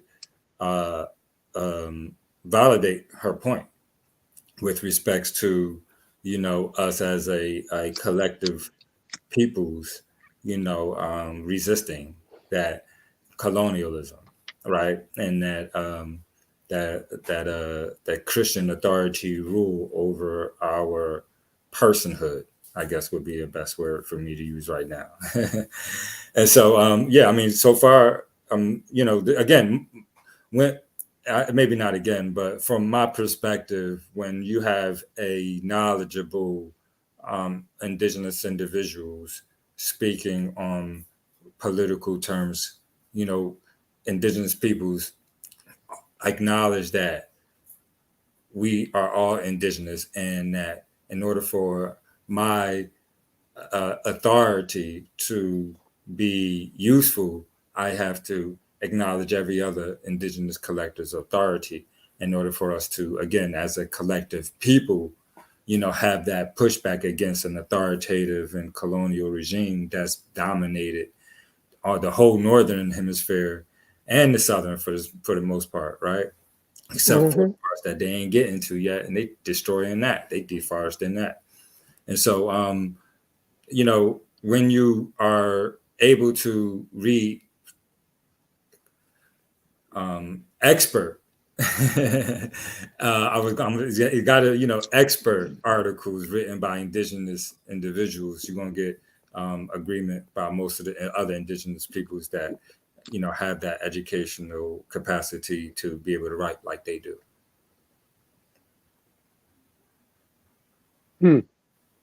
So I'm going to this next paragraph real quick, and I just want to show that. That's why I found it interesting that you said what you said. You know what I mean? And you didn't know. This is one of the things. I feel the only reason I actually used it because I saw politics, and I put it on the fly. Like, this is a good source that I can use from university people, you know, in their ideal of what we're talking about right now. So I felt it would be a good source to just, you know, have a convo about, you know, randomly in our conversation to let people know we ain't capping. You know what I mean? We live with it. You know what I'm talking about? So we don't dodge. Hey, we got to talk about it. People talk about it. People debate about it. Trust me, people debate about it, right? Because I'm seeing a lot of tribal things taking place, and I see a lot of social tribal things taking place on an online basis of people banging against each other, and I see a lot of things. So, you know, I'll tell you what. Let me just say this: this: a social civil war going on right now. I'm put it like that. Go ahead. Yeah, I will say that. Right, it ain't political because, you know, again, when you start talking about politics, right, the good people, good political folk, right, are individuals that are able to have the capacity to be able to have that political conversation, know what words mean, and then know exactly what they are saying. And like you said earlier, with respect to just this short snippet of the article, you didn't know that I was going to go into the peopling of indigenous, right? And how important that is. But if you read the article, you know, she makes a very, very, very specific point to use that term also, because we're talking about that. We ain't talking about the rest of this. Now, the 370 million people that she referenced in over 90 countries, some of them are tribal because according to international law, tribal, if they say indigenous, then they're indigenous. And if they're tribal, we're going to call them indigenous anyway, just because we need to keep it simple for us. We can't have all these different stuff. So we're going to call it all indigenous, and we know the difference. Do you? And if you do, then you're going to move in that way, and you'll peopleize and then, collaborate and then develop. And, and again, I was saying it's on us, right? What are we doing? And if, you want to be a political influence for your tribe, for your nation, for your group, for your peoples, for your clan, whatever you want to call it, make sure you're using the right dictionary. Because when the dictionary determines the jurisdiction. And so, you sent an article to me that I thought we were going to talk about. Yeah, I'm going to it next. I just want to go here just first, and then. All right, go ahead to it next. I'll say what I'm going to say about it next. I'll talk about it next when you go to it. Then. All right, bet. All right, so the terminology referring to indigenous peoples can't be confusing. It says Indian, First Nations, tribal, native, indigenous, and originary peoples. There are many words to refer to indigenous peoples. Aboriginal, I think that would have been better. Originary, I don't know where. Anyways, can I ask a question? Mm-hmm. Well, can I interject maybe to help us out a little bit? Yeah, go ahead. We think very singular right here, man. Well, as far as you're talking about, we're talking. We're just mentioning how complicated it can be because of, and then we talked about this. We talking about the United States, right? We just talked about 90 other countries that got indigenous peoples there. What they call them there, right? It's it's 89 different terms than the 5 that you just mentioned. Right. It at least how so complicated is on purpose, which is why when you move to the articles, it's so simple. And I'm trying to help you I'm trying to walk with you to help the audience see that it's set up to be complicated, but if you read it, it's really simple. Oh, she said, it can't be confusing. That makes it complicated. If it could be confusing, that's why you got people out here socially banging. That's because they study in the United States. That's because they study in the United States. Well, and most people, obviously, in their ideal of law, and that's key word of indigenous law, or what they think of law, because they're dealing with United States law, they're thinking, I'm underneath the jurisdiction of this situation, so I'm going to try and define the way within it to do what they do in the tribal, because they look at the tribes as considered the 5 civilized, or the BIA is way more underneath the BIA than just the 5 anyways. But the BIA, situation, and the ones that are getting benefits or recognized or whatever federally situation, these people are looking at them because they're on the outside of it, saying that they should be on the inside of that. So that's what they're trying to study on a tribal level to get into. That. I mean, these situations. It could be confusing, as the lady states in this article. And again, I don't like that. I'm arguing against that point. That's what I'm doing with you right now. I don't like that point. I'm debating you on her point of it being complicated. I think she's making it complicated. And that's what I agree with. I'm agreeing with you. So we're not debating. Debate's over. I agree with you. No, I don't think it's complicated. That was my point. I don't think it's complicated. It's everything that the United States does is a facade, It's a veil. All you got to do is not be afraid to pierce the veil, to pull it back, to look around it, and you'd be like, oh, snaps. It's like that. Oh, okay. Well, let me walk like this now. And that part of it is gone. Everything is fictitious. And, people talk about it all the time. I'd be so amazed. Every conscious head that grew up in the 90s and in the early 2000s, you know what I mean? Fictitious, right? If it's so fictitious, what we doing? Why are we still at where we at? Because if it's fictitious, then what's real? And unless you just interested in the fictitious, then go ahead and continue to play the fictitious. And that's what it's for. So go study laws. Go and read the peer review articles. Go and study the philosophy of it. Handle, everything that has to do with the development of what we're talking about right here, which is, the idea of the United States of America and the framework which is built on, and talking about the system. And so it's built on the slave system, right, that they want to ignore. It's built on a debt system, which is the fictitious part that I'm talking about right now, that we want to acknowledge as a part of our argument on social media platforms and on cameras and maybe even on street corners. But then what is real? Because you real and I'm real. And if you real and I'm real, then in what me and you create outside of the framework of this fictitious entity that has been usurping their authority over us as an indigenous people, and what we built is going to be real for us, right?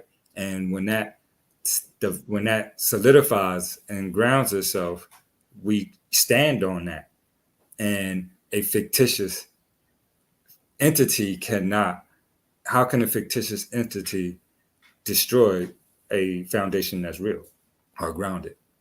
And so it's not complicated. It's just that we haven't been able to, as a conscious collective community of, I'm going to use the term BIPOC because, again, as indigenous peoples, it's not just about a one singular approach or one singular perspective of lifestyle, of livelihood.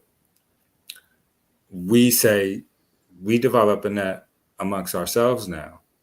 And that's going to be what we use to offer our peoples and offer the next generation the foundation to build on that and to take away the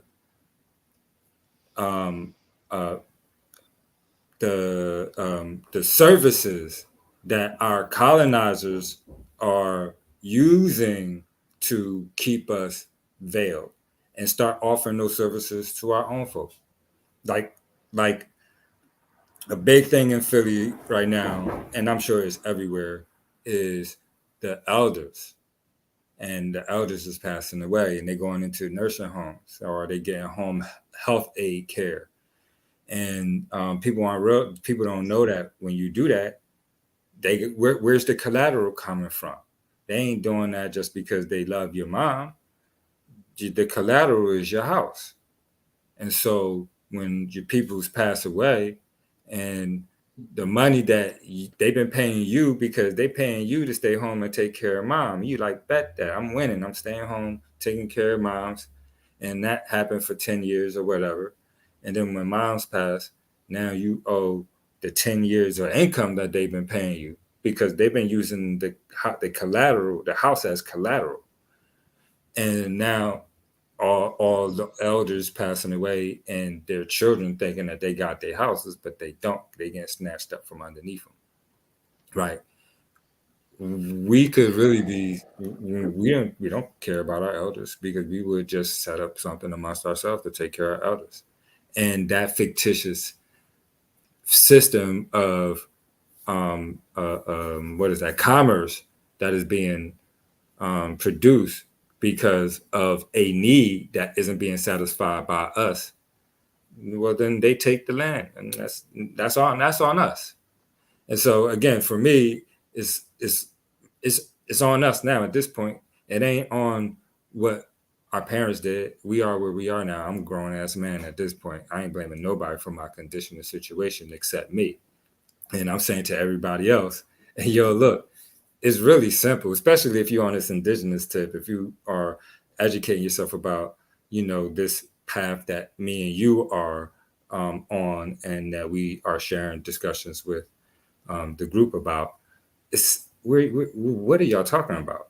Y'all, we studying United States law, we studying, I don't know, whatever else we studying, but we're not reading 39 simple articles and then applying them in any way, shape, or form, because we so stuck on this fictitious system and being seen or being heard or being liked or gaining money or access or whatever it is that fictitious system is offering you to make you decide that somehow, some way, you're going to be the one that's going to change the system.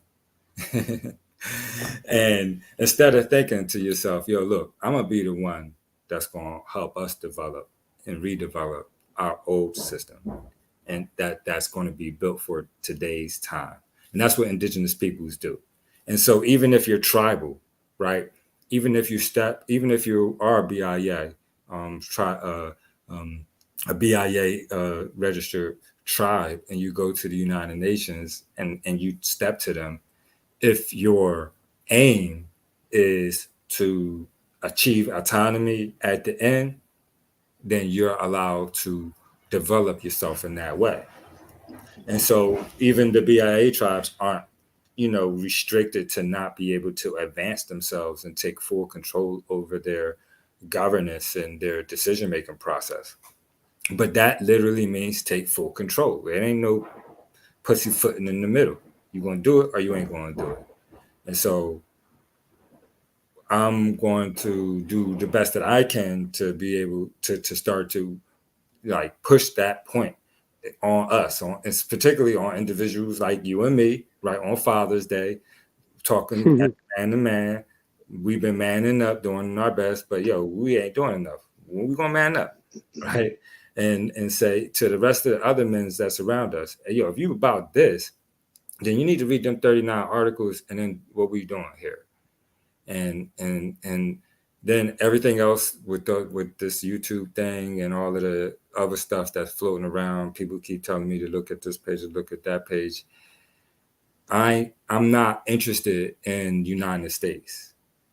I work with them. I live in the city, so I'm going to promote and help clean our spaces and make it safer for the children, and whatever I got to do to help the local government that pay the police, that pay the authorities that clean up the trash in the streets.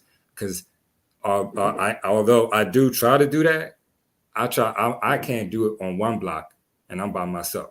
So my block is only halfway clean. It's only as clean as I can do it as an individual. So I know that I need their government or it's going to be anarchy. But hey, y'all government, check this out. I'm over here doing my thing too. And as we grow and we develop, we're going to make sure that we communicate to you, but you're going to respect our space. And we ain't doing that. We ain't doing what our parents was doing in the 60s and 70s, man. They had blocks, yo. They had groups that was feeding themselves, not just on some individual, look at us on Facebook or on YouTube or on Instagram. I know in big cities up here in North Chicago, New York, Philly, Baltimore, DC, I know that we had blocks that were like Afrocentric themed blocks where the Muslims that was a Muslim block there, and they had Muslim stores, and you can go on that block and spend your money, but can't nobody go on that block and make money except the Muslims or except the Africans. Like, you know what I mean? We ain't doing none of that. We still, my bad. I don't mean to be blabbing, but this is, this is a political conversation that I feel like we need to be having. And I, outside of you, I'm not able to even share that, larger perspective and conversation, because ain't none of them doing it. So that's what we need to start doing. Indeed. Indeed. I hear what you said. And I ain't going, hey, My there's a bad. lot of work to be done. Nah, hey, it's a lot of work to be done. Hey, I can take the punches. See, I Yeah, I understand it. mean, We're not going to be, this is the autonomous party. And I wouldn't even bold enough to call it that if that wasn't the goal. And if we can't have these kind of conversations, then we're not trying to get to the goal. When we look at trying to build a blueprint on to get back to what you just exposed about how we used to be back in the day, having communities and having control of those situations in ways we don't have them right now. So we're definitely not as however they want to self-identify, you know what I mean, in the position of autonomy or even in a semi-autonomous way. And that's why I could see us as indigenous individuals having this conversation right here and how I might self-identify and you self-identify with our different situations, but we understand lawfully, as you just broke down, but it's going to take a group of peoples to come together and unite to be able to set these things up that you just said. So it's work to be done, but I think people are still we're in the social civil war stage right now. You know what I mean? That's what's going on in the world. I'm just telling you, like, our people are understanding who they are. A lot of people are waking up, so that's the good thing. But with it now, there's the conflict of what they call, I'm gonna call it's a social war over the term descent and in the prefix that goes in front of it. And one of them is called hypodescent, and the other one's called hyperdescent. And the hyperdescent is at that's the top of society. You know what I mean? That's the top of society. And the hypodescent's at the bottom. So nobody wants to be at the bottom. And some people don't even understand that this is what they're really fighting over from a social standpoint. You know what I mean? Because of the fact that they've been deemed an African American, right? And that term African is tied to that hypodescent Negro situation. You know what I mean? And well, I'll tell you, that's the issue that people socially are having a war about. Because everybody's like, that's not what happened with our peoples. What's up? So, generally, politically speaking, indigenous peoples are being labeled African Americans, and they don't want to be labeled in the United States system. And as you said, you don't want to deal with United States system, right? You dealing with the indigenous law, but they're looking at what they're labeled by the system that all their paperwork's in. You know what I mean? Like you said, the state they live in, they got to follow the laws of the state they live in, because goddamn it, that's where they living at. I mean, at the end of the day, they listen, man. You can be white, Asian, Mexican, Hispanic, Cuban. These are facts. You gotta follow the laws where you live at. You know what I mean? Right. And so Right. you be African American or Indian, it ain't gonna make I too tell much of people a that all the difference time. to I tell the people all the day-to-day time. lifestyle. You know what I mean? You gonna be who you is, right? You a dummy and you get yourself booked, that's on you, right? But I would say this though. It's really easy to be mad at somebody else and then argue bitter and be sarcastic and snarty and snotty. It's really easy. It's a low vibrational energy, and we all know it. But we all get caught up in it from time to time. When I see it, even if I see it from good peoples, I know it's a phase. I know it's a process. I know that something going on with an unbalance between them, that person, and whatever spiritual issues that they are dealing with, and whether it's being presented online through a third party or not. I ain't got nothing to do with none of that. Okay, if it's good, if it's a good man, I'm like, you know what? Hopefully he get it together. Like, I hope that people pray for me when I wasn't necessarily at my best, right? And then I leave them alone, because I ain't got no time for that, because you say there's a lot of work, right? And the work to be had for me is through with indigenous education, is to be able to start to offer a factual reference based resource for individuals to be able to feel confident and assured that the information that they're getting from indigenous education is measured and is factual and is not subjective, right? It's objective, and they can ground on that. That's what we've been. That's the aim of indigenous education, and again, being able to take this information into museums and libraries and universities and into school districts, offer that, the portfolio, what I mean, and that history for people to be able to trust what we have to say. But that's only history. And that history is for you to be able to say, look, this is what happened.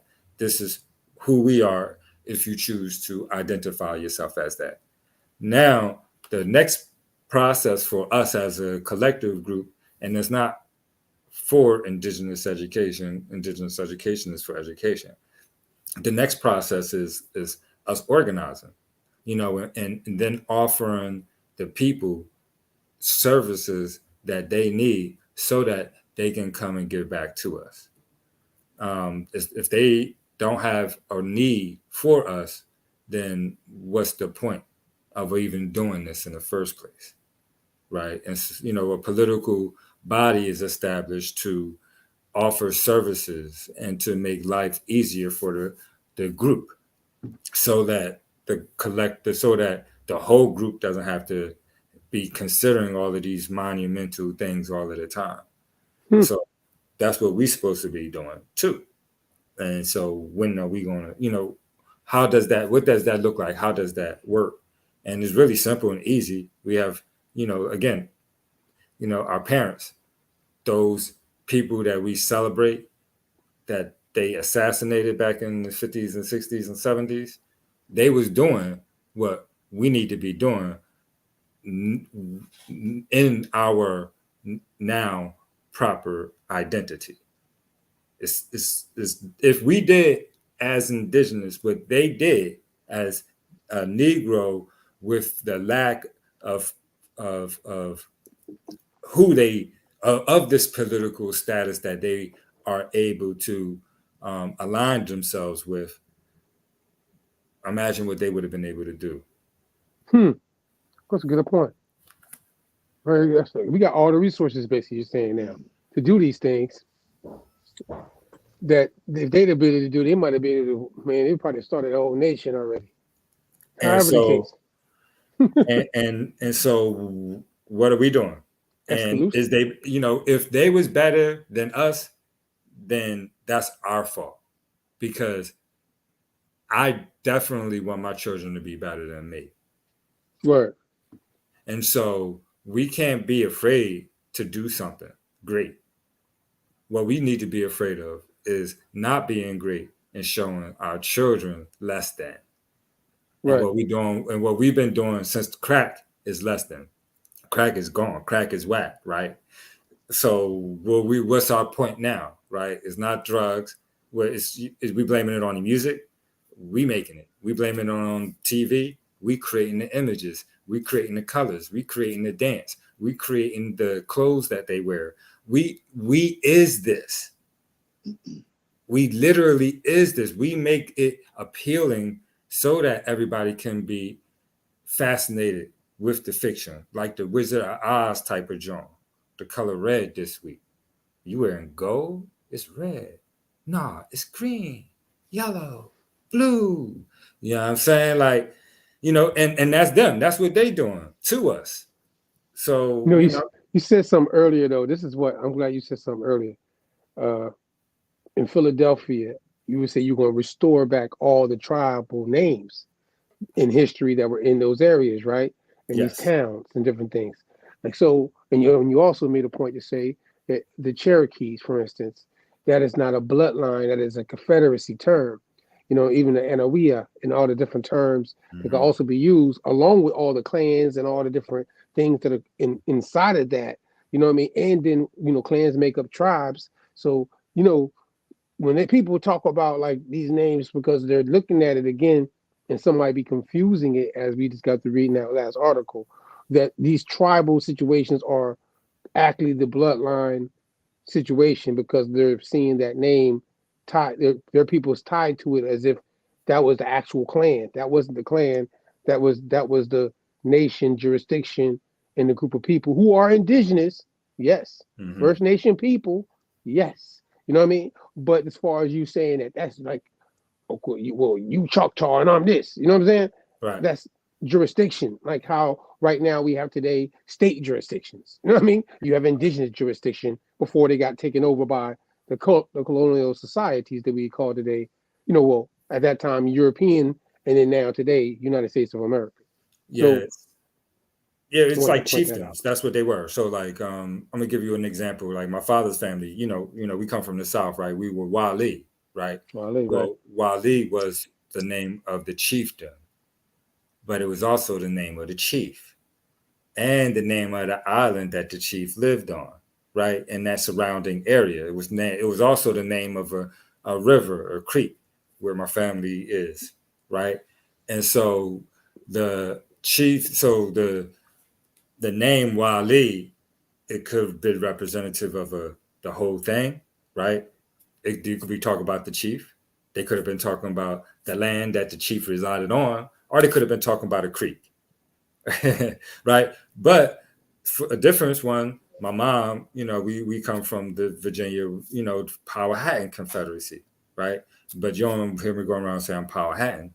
Nah, but we know our tribe. Our tribe was called the Mattatopic tribe, one of them tribes whose names isn't being spoken until we started speaking it again.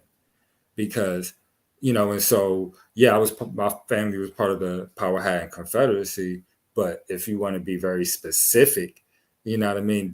Our tribe was this tribe in this very specific section of the Northern Neck, right? And so we can do that. And if we do that, then we can re-say those names. But also in redeveloping that, you're looking at it and you recognizing, damn, these tribes are really set up like counties, damn near, right? And in each county, you have various, you might have had 13 to 100 different families in a particular county, but then you had another county right over there, and it was something else, and they had the same amount. And yeah, they was having relations with each other because we can't have relations with ourselves. You know what I mean? We're gonna turn into them. And we already knew that. And so, the governing system that was used to keep us all in homogeny with ourselves for the most part is the framework for what's being used now. But until you reach back to that local region and find that local community and then find out, oh, wait a second, this was just one of maybe 15 within the 25-mile radius of what my tribe was. Now you're saying, okay, the confederacy and the governance of these people start to matter more on how we will be able to develop ourselves again. Indeed. I want to play a clip from your YouTube joint you and your mom just did. Can I play a clip real quick? Sure. You know what I mean? Because I know we getting time flying by when we have these conversations. Time flies. You know what I mean? God, whenever you're ready, man, we can play the clip. Everybody tap in, NDU.org. You know what I mean? Tavis Sanders and his mother. Honor to your father again. Happy Father's Day to your pops. You know what I mean? Thank you. I'll let him know. Definitely. Yeah, definitely tell him I said peace. Hincha. Okay. Hincha. Here we go.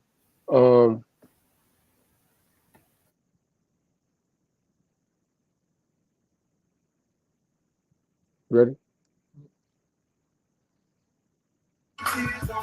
We say maybe one day we'll see we're one big family, like it's one. Great day, and welcome to Discussions with Indigenous Education. I'm your host, Tavis Sanders, also known as Red Tail Hawk. I'd like to welcome our co-host, Renee Sanders, also known as Red Silver Fox. Greetings, everyone. And great day, everybody. So today we're going to discuss Native American or indigenous DNA and DNA testing.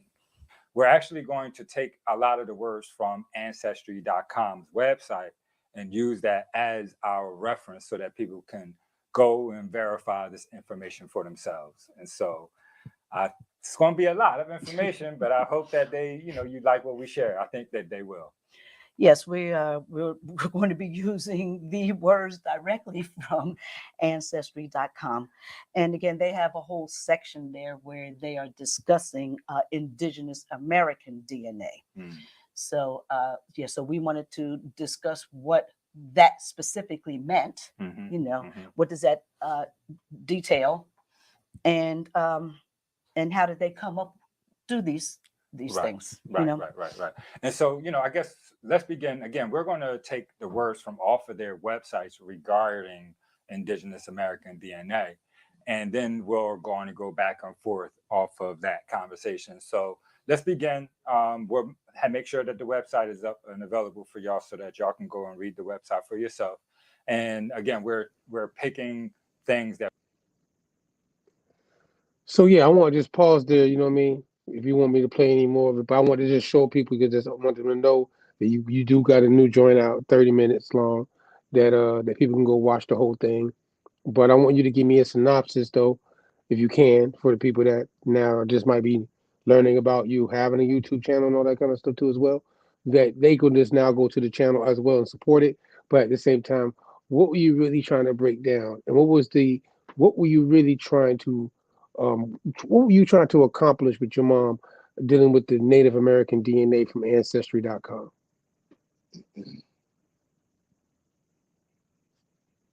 You're on mute. You're on mute. You're on mute. Okay, there you go. I'm cool now. Yeah, you good. Yeah. Just trying to get people to understand that it's not reputable, it's not viable space to even be going to consider whether you are or are you not Native American. Right. That's it. Don't use that test because they're not going to tell you. It's not what that test is for. It's not for us as a specific group of people. And so really that was it. And then giving them the facts on why this test is not going to give them the answers that they think that they're going to find when they take this test. Mm-hmm. That's why I wanted to ask, because I wanted to just, because I know I'm like, hey, some people are using DNA on the opposite side to actually enforce their thoughts of them being African American, the term that they're been labeled by United States of America. And some people again might have it. So we're not disrespecting anybody that has African lineage, you know what I mean, or went through the slave situation in the line that they gave us in the storyline, right? I'm not trying to exclude anybody's, personal situations, you know what I mean? But at the same time, my family. So okay, see, right? From so Africa, I'm not, you know what I mean? Right, So yeah, right. So see, that's why earlier when you heard me say, and you said earlier when you heard me say, and you said, "Oh, Mac, I fall into the one drop," because you have literally an ancestor who was a slave, and being that you could prove that that's your ancestor, and he was a slave, and he's an African. This goes to exactly where I want to go with this. See, because in this situation, I said it earlier. Your mom, for instance, her lineage and her mom and dad's lineage. You know what I'm saying? Obviously, and then her grandparents and all that stuff going down, right? However it goes down, that's one ancestor, or all the other ancestors that your mama got, and then your daddy also got that might obviously don't have a slave situation to it, but one of them do. So since one of them's tied to your family, at the lowest, he's the lowest of the social construct of your lineage, right? Obviously, in the narrative of being a slave brought from Africa. So now your whole family line has to be considered not indigenous because of that narrative. You see what I'm saying?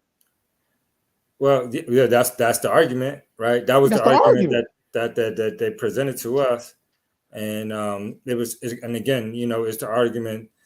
FYI, the DNA is actually an hour, right? And we did put part 2 up, and so people can watch the other part. And in part 2, we just show them the areas that they do test, and they don't test anything anything east of the Mississippi.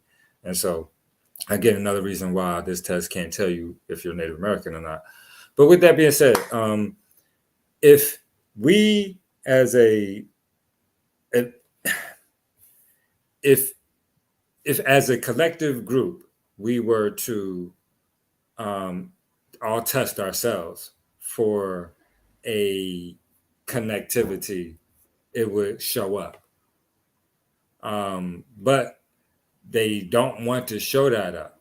But guess what else would show up? It's also going to show up with traces of European and African, because we know that everybody was trading before this stuff went down. Everybody else, it was, so the credit that is given to them because of the propaganda and not the realities of the situation, even on our parts. That if you look at the imagery of the indigenous populations, you're going to see multicolored individuals, all the way to pale white, even on the walls in other Mayans and the Aztecs, right? And even in sculptures of the Southeast and the Edward mounds, the artifacts that they found in there, and other images that they are able to still have on some of these earthen mounds. And so we were already a multicultural, multicolored collective group that was here. The Vikings was here. You know what I mean? The Africans was here, right? The Asians, the Indians was here. The Indo-Indians, that is. You know, they got a town named Yamasee over there. You know what I mean? In Ghana, there's a waterfall named Wale, right? And so it's like, come on, y'all. You know, we was all doing what we doing right now before this. It may have looked different, but we was doing this. We wasn't dumb. We was sailing. We was able to cross the shores. We was trading, and we was also leaving people behind. People was falling in love, and people was making babies. And so, you know, when we get past Nation. So when we get, yeah, right. I mean, so again, you know, I mean, like, you know, I think I told you, you know, I have a white parent that was one of the presidents of the United States. Well, guess what? I found another white parent in my family, and guess what? He was another president. Right? And so, you know, the reality that these presidents is messing with colored folk. You know what I mean? Because my mama's that they presidents was messing with was sure enough listed as colored, right?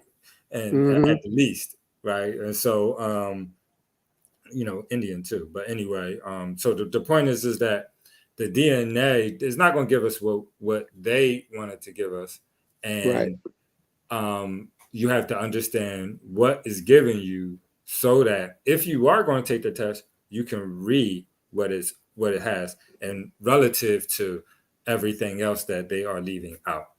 You know what I mean? And it actually would make a lot of sense for a lot of my father's test results to come back from West Ghana and pretty much not nowhere else, because it only take 11 days if you hop on the currents in Ghana to get to the city that my father's from in Barnwell, South Carolina. And the current is the natural current. And so that migration, that travel, that trade is something that's just like, how could they not have known this beforehand? And to know that was the currents that the Europeans was using to get here, you know, it's just like, okay, come on, y'all trippy. But it's also the same thing, you know, my mom took her test too. She's farther north.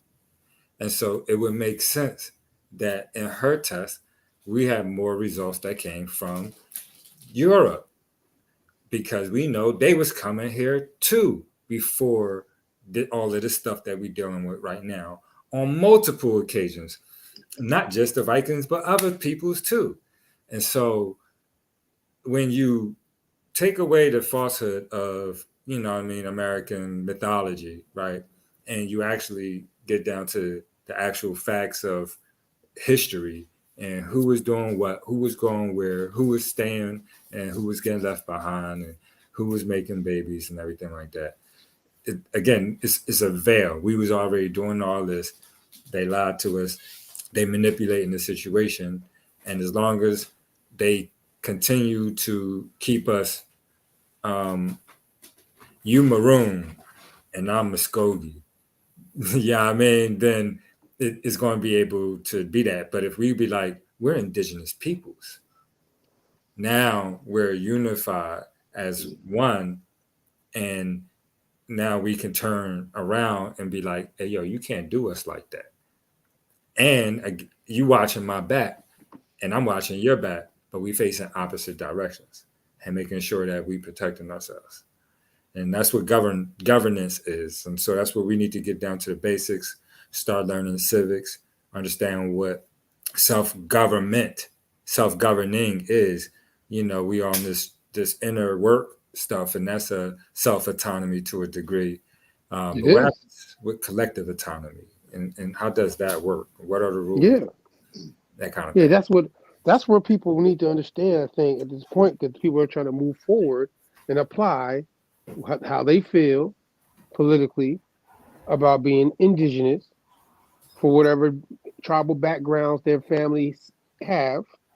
But now today want to be able to move with their families in collective ways to be able to be in a self-governing manner.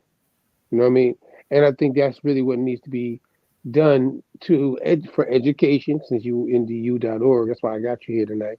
Shout out to you. You know what I'm saying? And obviously our social organization and our social club members that come into our social club have access to your about to say program. and support our educational platform. So I want to say thank you for that. And to the collective, I said thank y'all for watching and the lessons. And some of them go back and check them out again. So I appreciate it. Mm-hmm. Yeah, we told people they got access to our, our institutions being able to work together on what we needed from you. And obviously we got people that you need to be able to teach. So it's like education is there, and now we don't have to, I can't be trying to think that everybody's going to do all the same things. Everybody tries to play like they're going to do all the things and that they can do it properly and everything. You're going to do everything. You know what I mean? We gather the people and we like to direct them to the programs that can get them the right information and be able to uplift them in whatever ways that they're trying to get into. That's why we're a social organization. You just benefit from the fact that we were able to point you to the different things that we got plugged into, such as yourself. So again, I mean, I know I'm gonna have to get back at you because of how timing tonight went.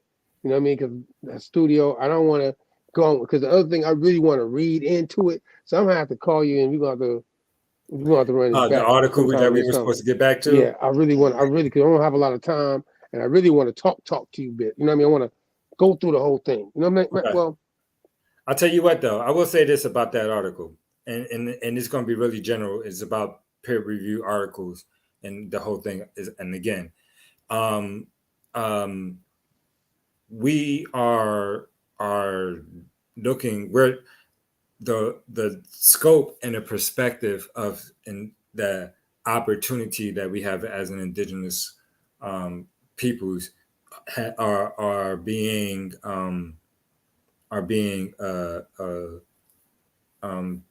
like it's bigger than what we know it to be, and when we utilize the colonial system's rules and laws to argue our point, and or right, even for that, and it's the thing, right, even when you don't, but you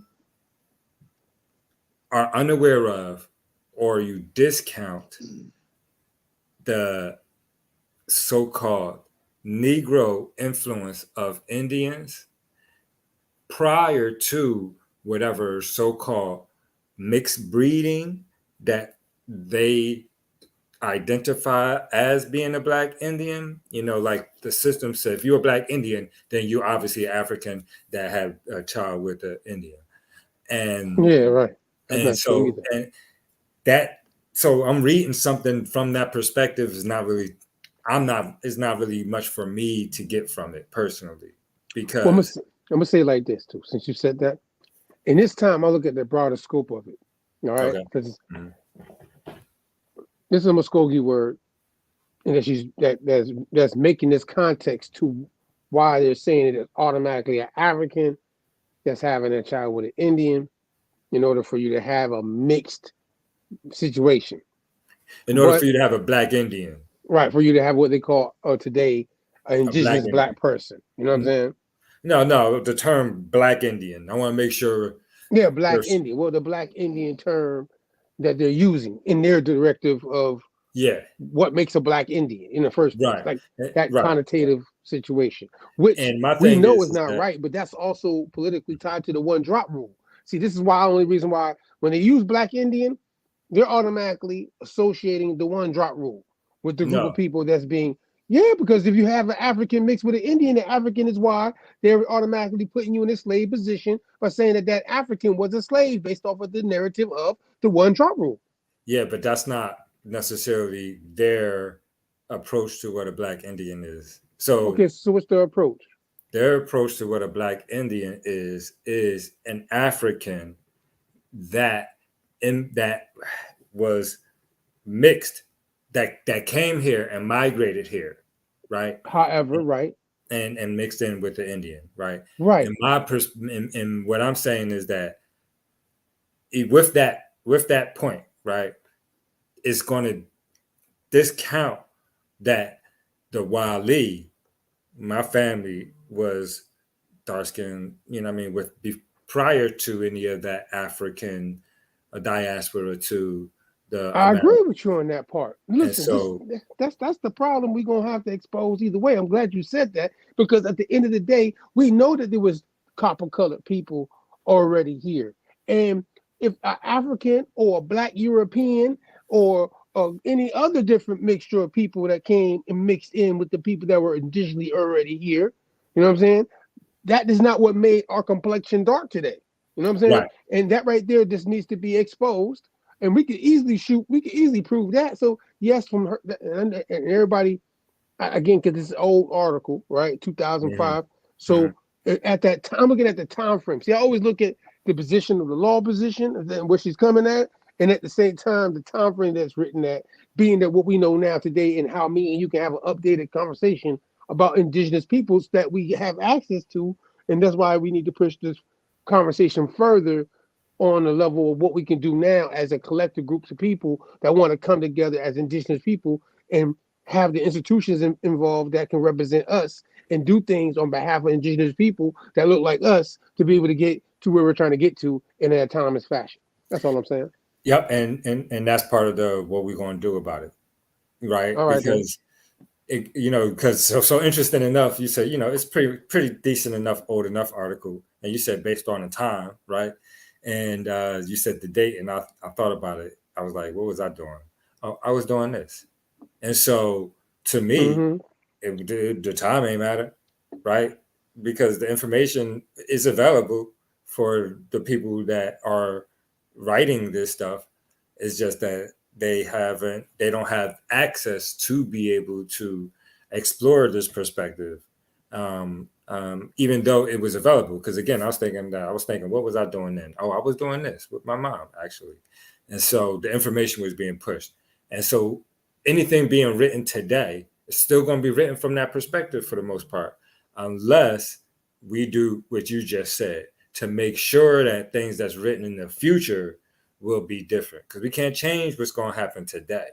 We can change what's going to happen tomorrow by the things that we do today. And that's what we have to do from, like you said, that's taking on the personal responsibility to offer the services to the people. That's what politics is. That's what governance is. That's what autonomy is. And all right, for lack of a better word, even though I don't like using it, that's what sovereignty is too. And so, we can, have all these bigwigs and all of these fancy stuff all we want.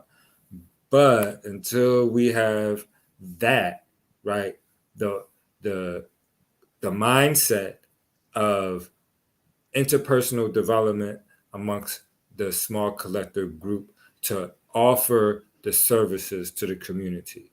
And so that means that you're actually doing this, you coming into this knowing that you're going to be sacrificing most of your time so that somebody else's life is better.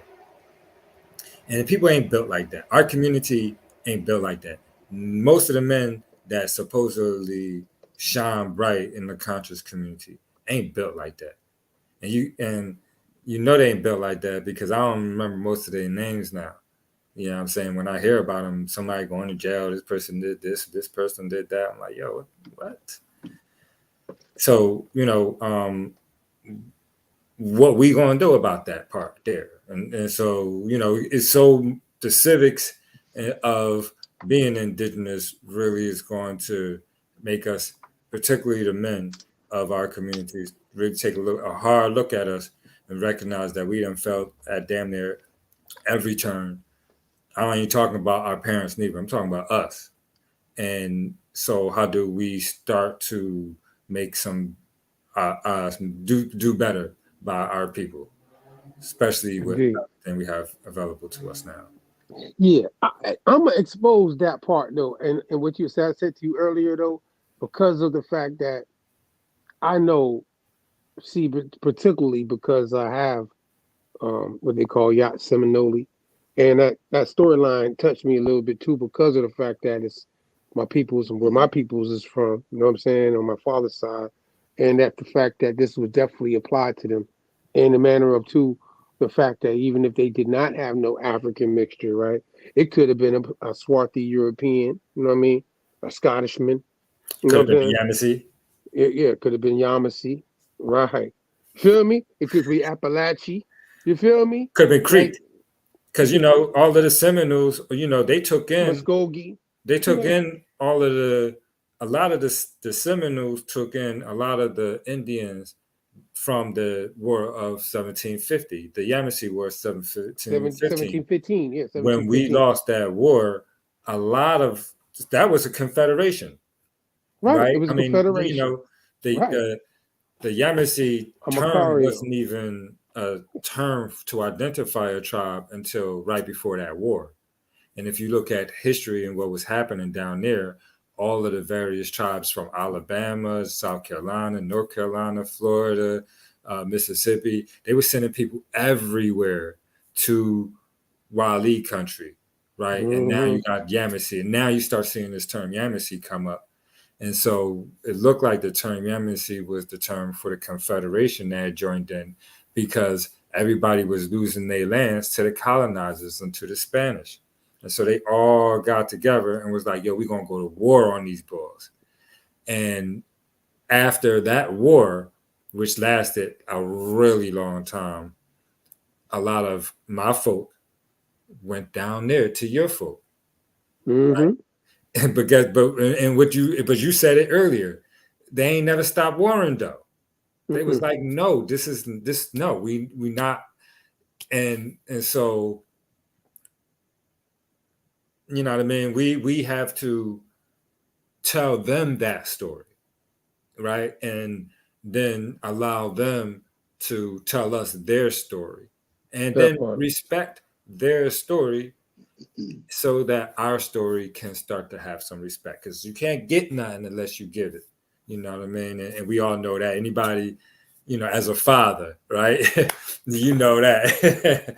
And so I guess we could start with the men from there. As a father, you know that, so we got to do that. I swear, I'm telling you something, man.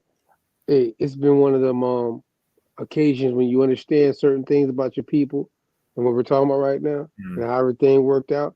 And literally, like I said, if I had more time tonight, I would have went into detail more with the. That's why I didn't even want to bring it up, and then we have to stop short.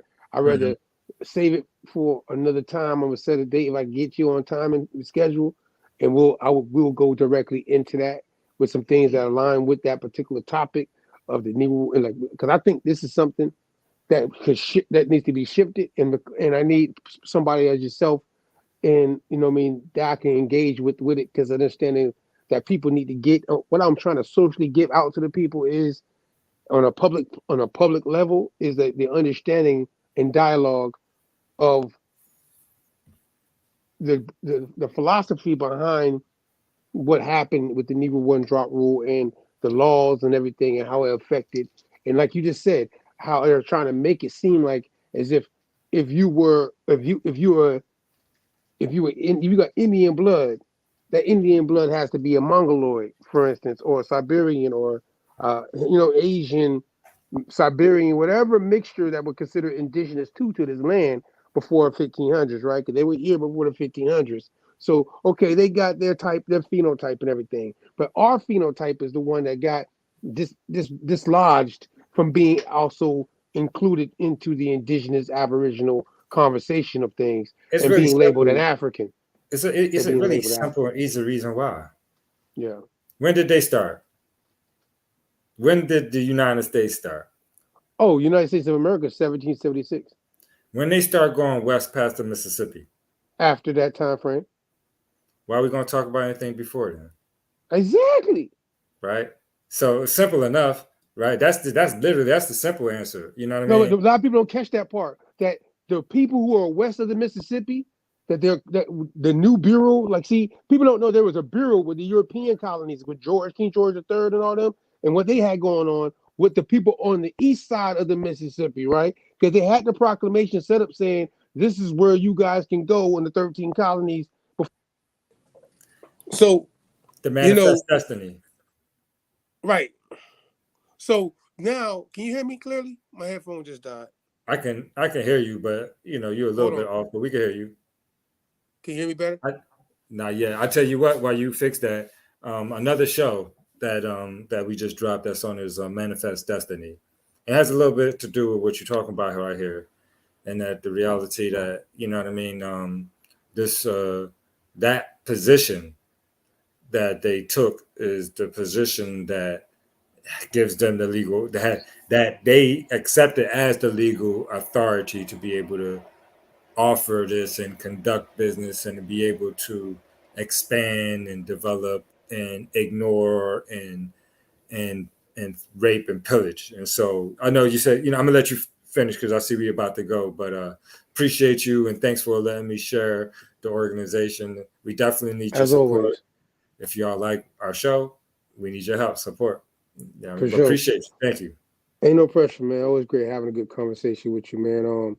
And I guess, like I said, my only point of the thing is that why that people, have to understand the psychology behind that.